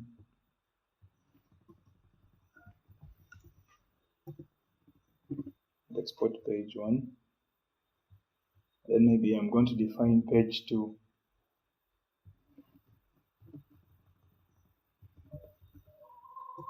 Page 1 here. So means instead of importing it as a component here, I'm going to use this application, this section for something very specific. I'm going to use it for routing, so that I can have different pages, one displaying, so now you can see the data is actually not there, but it's already defined in the component here, in the component page 1. So now I want to define the component for page 2. So that then I'll be able to link to both of them. I called it header here, but I want to change the name. Maybe let me preserve it. So that's header in components. Okay. Let me change this to pages.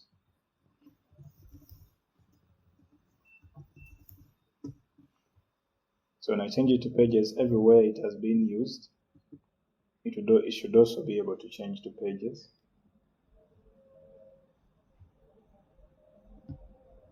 Pages, so page 1, I would call this pages. Okay. And I'm going to define another page called page 2 or JSX. So I want this to have a simple component.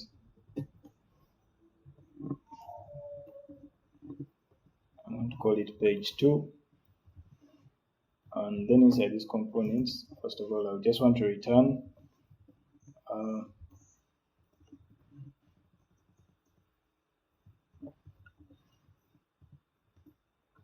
just a heading 2 to remind myself that it's actually a component.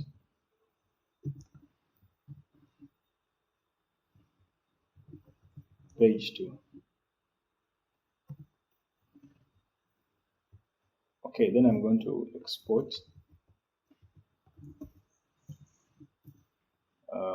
this as page 2. So I should be able to access it elsewhere as page 2.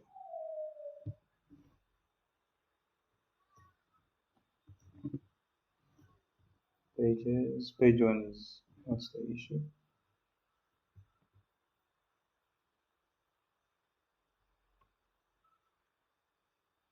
Upload JSX pages, page 2, JSX.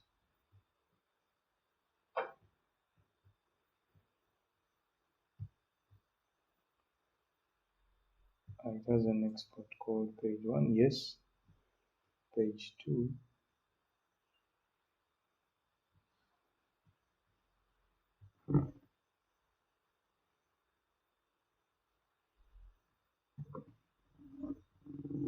Okay, so that's it. Now I'm going to import a specific library called browser router. React Router DOM. It's supposed to help us interact with different pages, and we're going to route them from here. So this is how you do it. Of course, I'll go back to my console and then import the library npm I, and I call it React Router DOM. So this is the package that should enable us to make routes across the different pages, including being able to see page 1 and page 2, but maybe by just clicking on buttons. So this is how you would use it. First of all, you have to import everything you're going to need here. So there are 3 components that I need from React Router DOM. One is called browser router. The other is called routes. And the other is called route. So I'm importing them from React Router DOM. If it has finished importing, React Router DOM, okay. So now when I move ahead from here, I have to define a wrapper or a provider for browser router.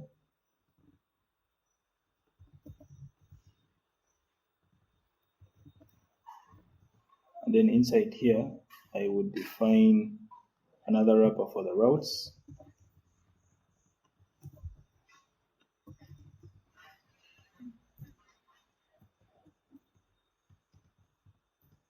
And then I would define a path for all the different routes. Okay, so the other thing I'm going to do, I'll define a path for the routes, different routes. Okay. So each of these routes is written with a self-enclosing tag syntax. So I'm going to import all the different components that I want to be entire pages. Okay. So first of all, I'm going to import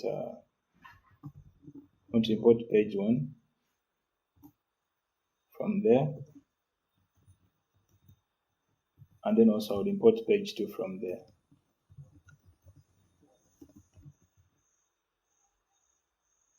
Page 2 from the component, from the file page 2. So I'll define the routes here. Then first of all, there are 2 parameters I have to define. One of them is the path, and then the element attributes. So this one represents what the specific path is going to look like.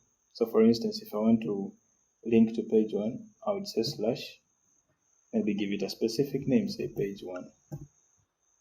Then for the element, I put the component in here using the same syntax. So I would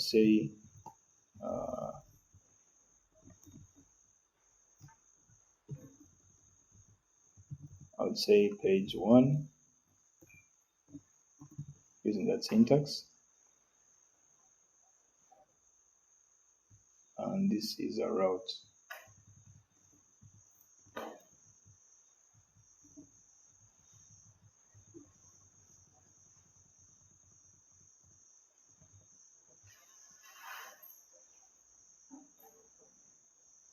Okay. Why I didn't close this?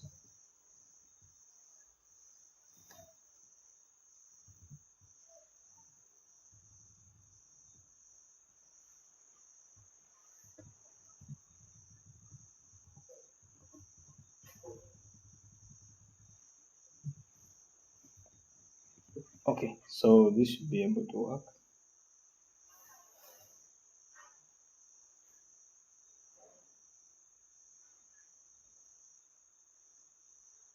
Let me see where the issue is. Okay, so first of all, I'm going to leave this as the index.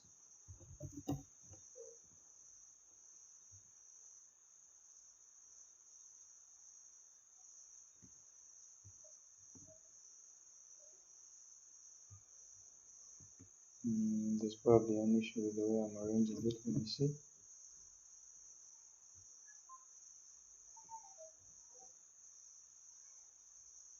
Page 1. Okay. I think this is the issue. So it had to end like that. So when I try rendering this again, it will load for me page 1.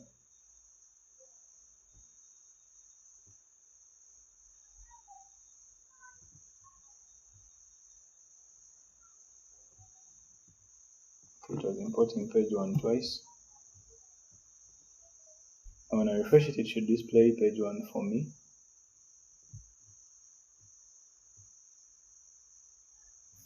Okay. Where am I calling a hook outside? 15.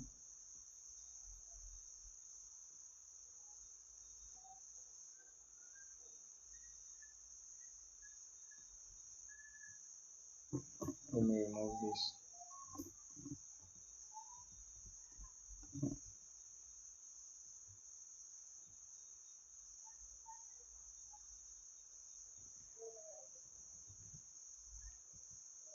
Is someone asking a question?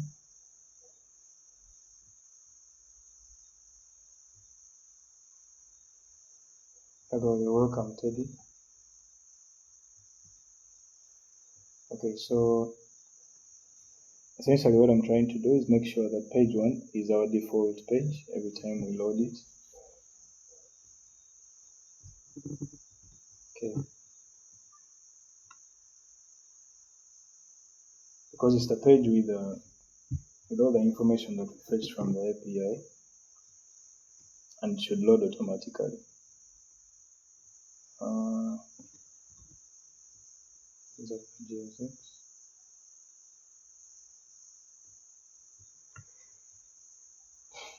Let me take a look at.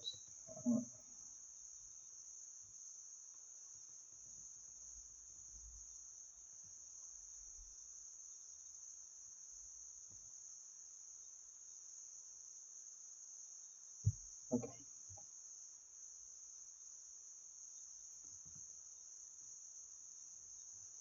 Should be able to work.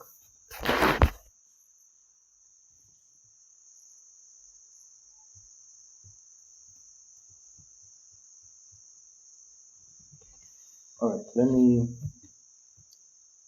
take a look at something here, then I get back. I don't know why.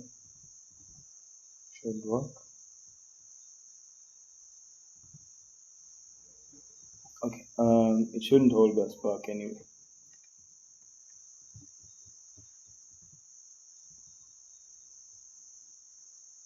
So we have page 1 here, but if instead of me trying to render them through a routing process, if I put page 1 here as a component,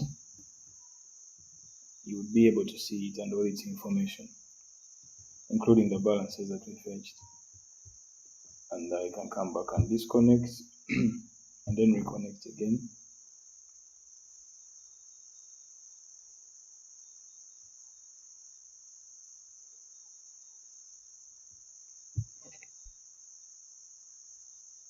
Then it gives me the balances of the of the connected address.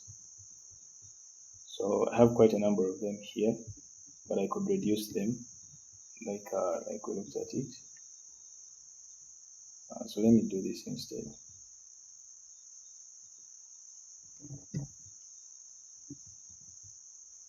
Let me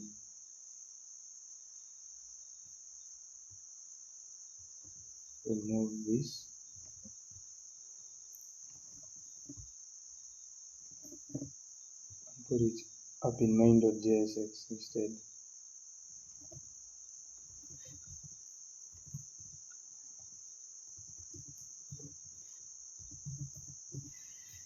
Yes, so this instead should be here. It will be able to work. I just have to import it as well.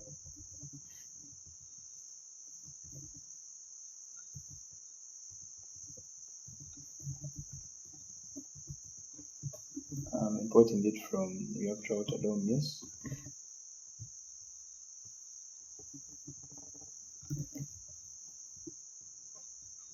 Alright, so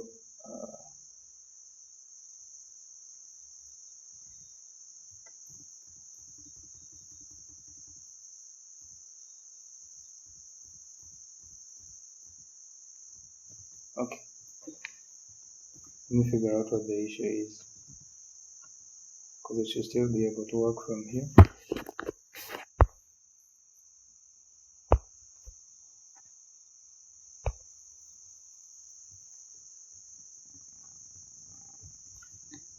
Alright, let's first ignore it and focus on the content itself.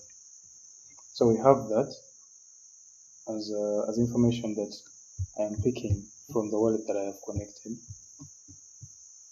All these are actual balances, but they are in way. But I'm not going to convert them now because I want us to focus on page 2 now.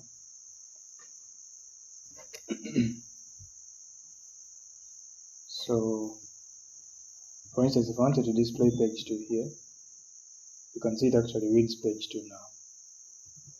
So let's work with page 2 first, where we want to enter the user address that we want to get the information for, the specific balances for. And yeah, that should really be exactly the same thing we did here. The only difference is we're not connecting our wallet this time, we're entering the wallet address ourselves. So if I actually copied all this information and pasted it here, then modified it according to the way I expect this component to be, I would get the results. Of course, now it's going to modify it and make it look exactly like page 1, but we're going to change it. So this is now page 2, and I'm calling it page 2 here.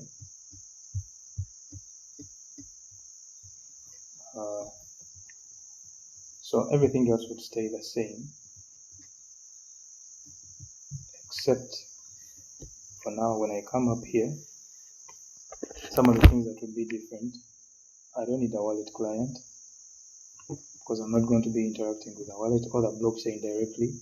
With this, I'm going to be interacting with the indexer tool directly.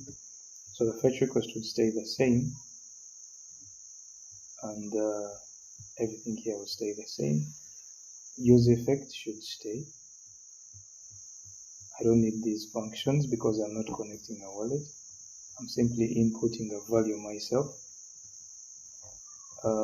Everything here should stay the same, but I would remove these and maybe replace this with something and say, let me replace the header here and say entered address. So I'd remove these as well so that it goes to the absolute center.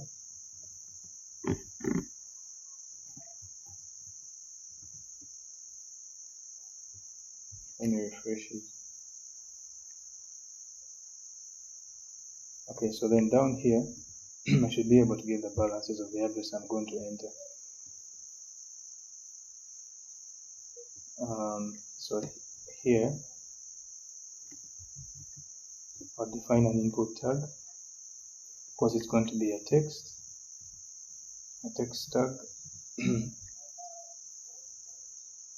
But above it, maybe the title of the text tag, the input field. Let me make it an H3. I would say address perhaps. Okay. I'll still call it address. I don't exactly need it to have an ID, but it will be right here. Okay, I could style it and make it a little bit larger. Maybe say width. Width is approximately 20 pixels. Oh, that's very, very small. Let's say maybe 300 pixels. Okay, that's sufficient. And then the height, say it's probably 50 pixels. That's too big. Maybe 20 pixels. Okay, 20 pixels, maybe 25 pixels. Yeah, so we can work with this. I want to zoom it in a little. So here, if I enter my address, I should be able now to get the balances of that specific address. So I'm going to call it, I won't call this button fetch. It's going to be right below it, maybe to the, yes, to the right. So when I click it, it should get the value of the balances of the address that I'm going to put here. Okay, so let me give it a little margin as well, specifically a margin to the left. Margin left, I want it to be 10 pixels. Yeah, I think that's okay. So I'm going to put in an address here, then I should be able to get the balances of that very address. Let me use this as an example. If I put that address in there and I click fetch, I should be able to get the balances of that address on different chains. Okay, we have the fetch keyword here, but this is just text that I'm passing onto the button. Now, what I have to do now to capture the value that I've entered inside the input field, I can use the onChange property, and it takes in a callback function as well.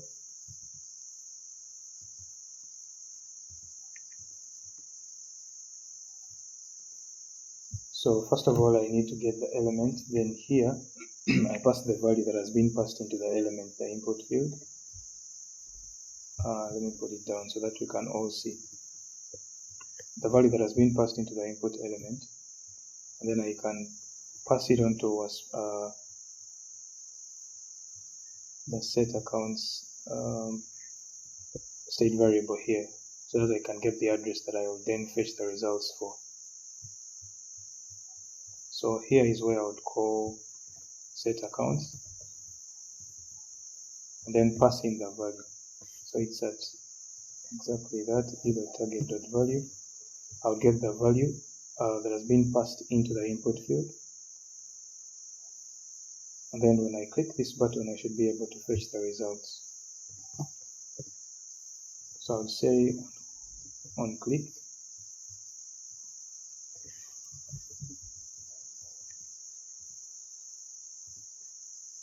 it should call the fetch data function. Okay. So in this case, I'm going to leave out this. I want to leave this array empty so that I don't get any results. I don't have any results at that time before I pass in a value. So I'm going to say instead of this showing loading, it should show no data yet. No data yet. So when I pass in an address here and click fetch, it should get me the results. So that's exactly it. So these are the balances. I don't know what parameter this was. Let me find out. I think it was.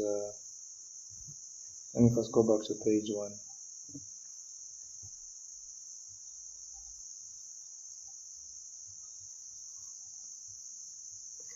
In a moment.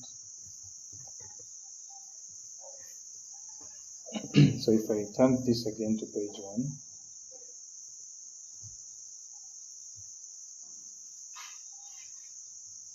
I want to see the parameter it was,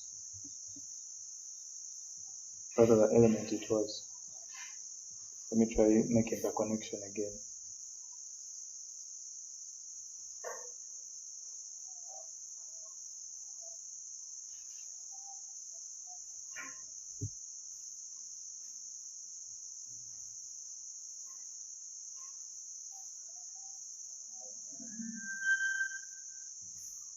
Okay, so yes, it returns the balances but specifically what balance are we looking at here?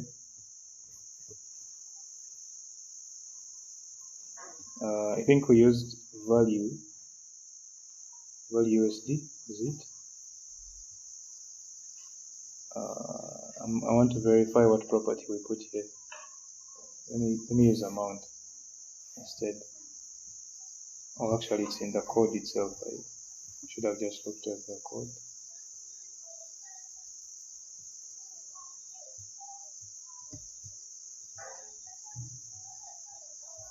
It's value USD that I used.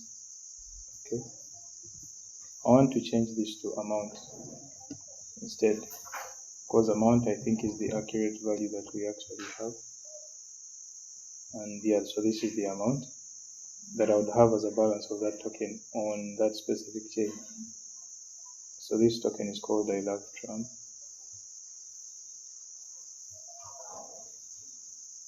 And okay, I can actually look at the number of decimals it has, and I can calculate how it would look like in its largest denomination. So some have 8 decimals, others have 18 decimals, others have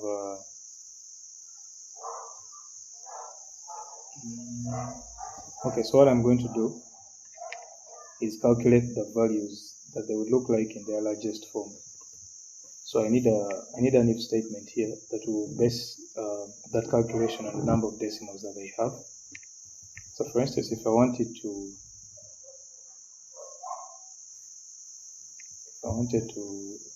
let me see, anything that has 18 decimals. So this method calculates the largest denomination of tokens with 18 decimals.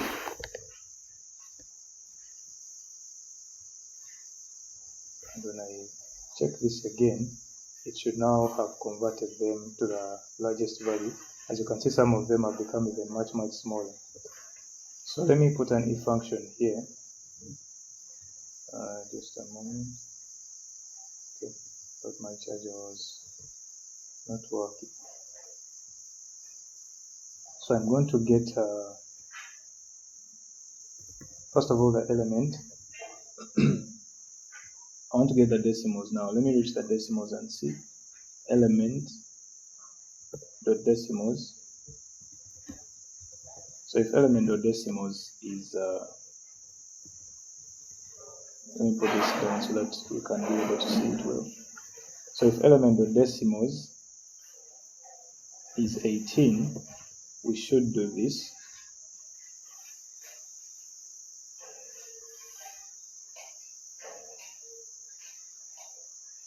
Yes, we should do that.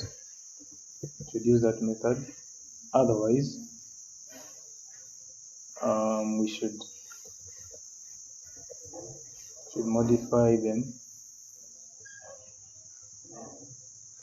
I should get element dot amount and call a specific method again called format units.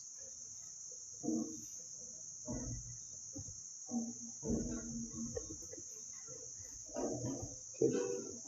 So format units takes in 2 parameters. Yeah, the element decimals actually, that's all it does taking. So you do that. So it will calculate the largest denomination based on the number of decimals that it has. Otherwise it would use this other method. But this one works only if the big integer has 18 decimals. It's not very complicated, it's just basic math, but it's very critical for you to have the correct calculations if you're going to work with crypto tokens. Okay, so yeah, we can test it out and see if it works. Element dot amount.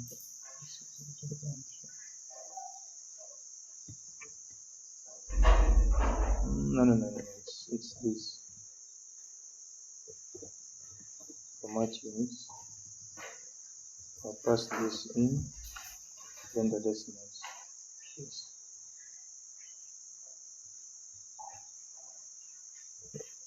Let me try to import it here.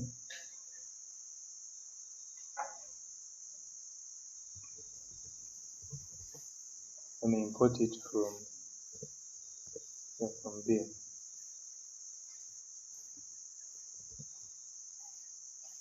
Format units. Just give me a moment.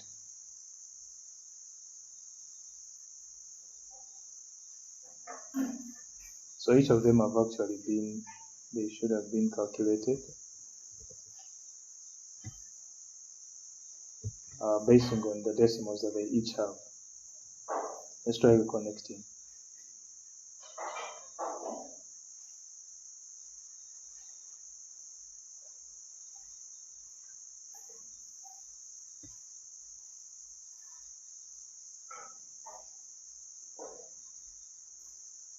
Okay, so what I'm going to do now, I'm going to display both the tokens and the token names so that we have a picture of what we're actually working with.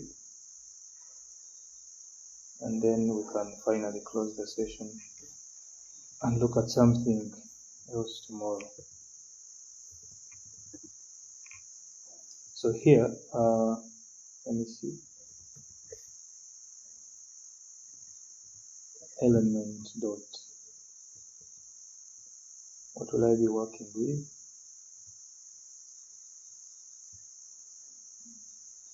As a symbol for this, for the specific tokens, I can look at name, element dot name, or element dot symbol perhaps.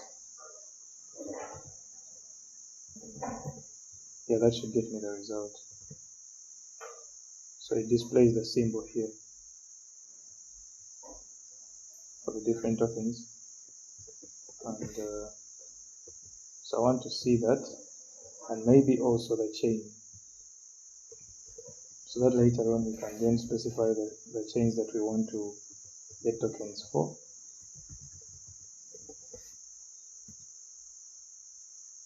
Let me see what it's written as, element.chain.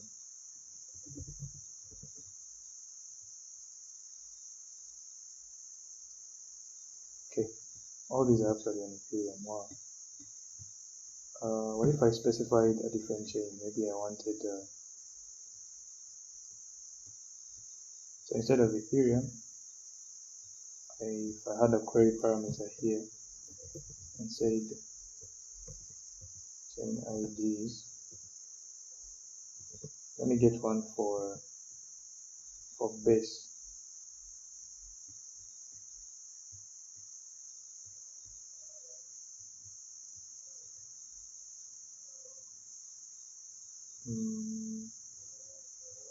Supported chains right here, 8453. So let me change this to 8453. Refresh this, then see what the results look like.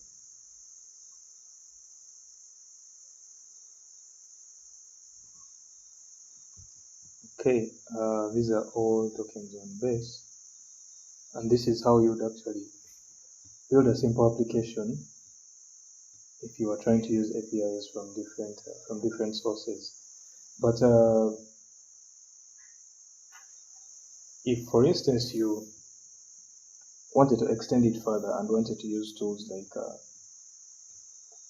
WebSockets or tools like subqueries. So tomorrow we'll be actually looking at WebSockets.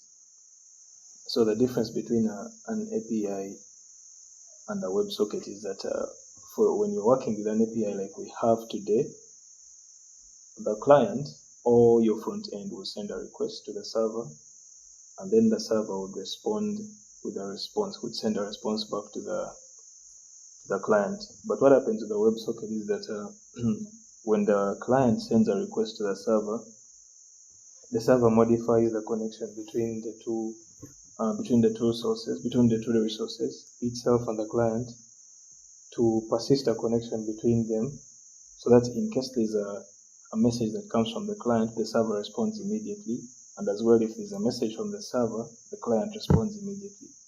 So the utilities that we might not be able to have with an API that we would otherwise have with an WebSocket, and we'll look at most of them tomorrow. So for instance, if you wanted to find out not actually find out, if you wanted your application to do certain things, basing on some operations that are happening on the blockchain. For instance, there's an application I've been trying to build that requires that when gas fees of a token, when gas fees of a chain have dropped or increased to a certain level, the front end is notified and someone is able to determine whether they can make the transaction they wanted to make or wait for the gas fees to come below the threshold that they want to make the transaction for. So that's the kind of operation that would require for your front end to continuously be getting information from the indexer. And you cannot do that with an API because the request has to always be initiated on the front end, like we've been working with a fetch request here. But with a WebSocket, even the server itself can initiate a request, can send a message to the front end, even if there was no request from the front end at all. And that is one of the most important things with real-time data transfer and real-time data querying. So I'll share the link to the section that we'll really be working with tomorrow. Let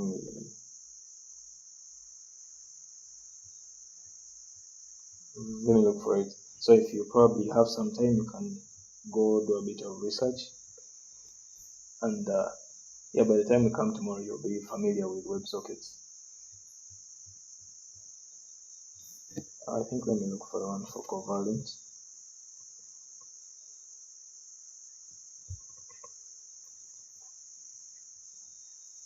So Covalent has two APIs. One is the foundational API that does exactly the same things we've been doing with SIM and Dune.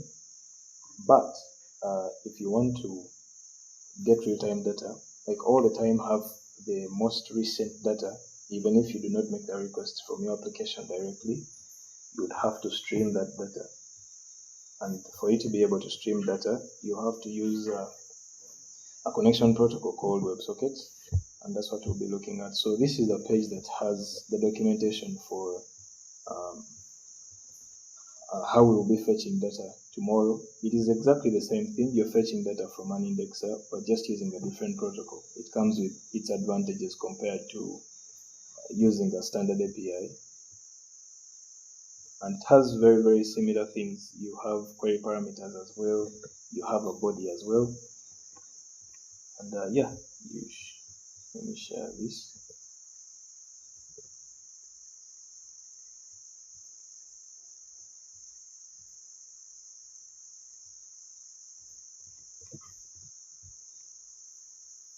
Okay, I think I should also share it in Telegram so that you can always look it up whenever you're ready to do a bit of research about this. But we'll definitely be looking at it tomorrow.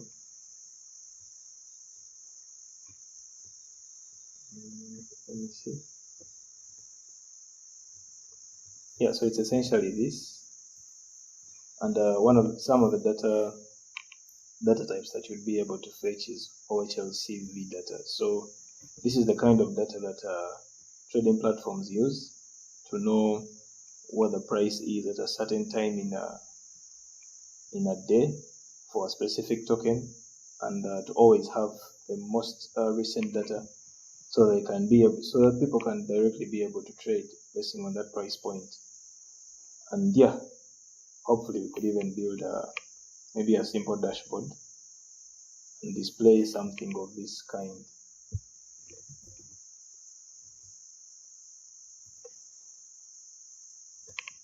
A candlestick chart. If you're a trader, you're familiar with this. If you're not, you get to understand it when we are building it, if we have enough time to do that. But we'll definitely use WebSockets to pick even more data beyond just OHLCV data, like you've seen here on the streaming API documentation. But yeah, so there's still a lot for us to cover regarding data indexing. But everything we're getting into is simply to give you more, first of all, more efficiency, and secondly, more optimization. Like you can continue to customize your requests further and further using the most advanced methods to be able to design exactly the kind of data results that you require of these index platforms. So we should be able to build something of this sort. Just the chart, not the entire application, but with the data that we'll be receiving, we should be able to build a platform, a chart like this. So yeah, that's it for today. And unless someone has any questions, so if you weren't able to attend yesterday's session, we had a technical issue and it was cut short. So exactly the things that I've done today is what I did yesterday. So you didn't miss out on anything. Otherwise, it's been great to have you all, and see you tomorrow.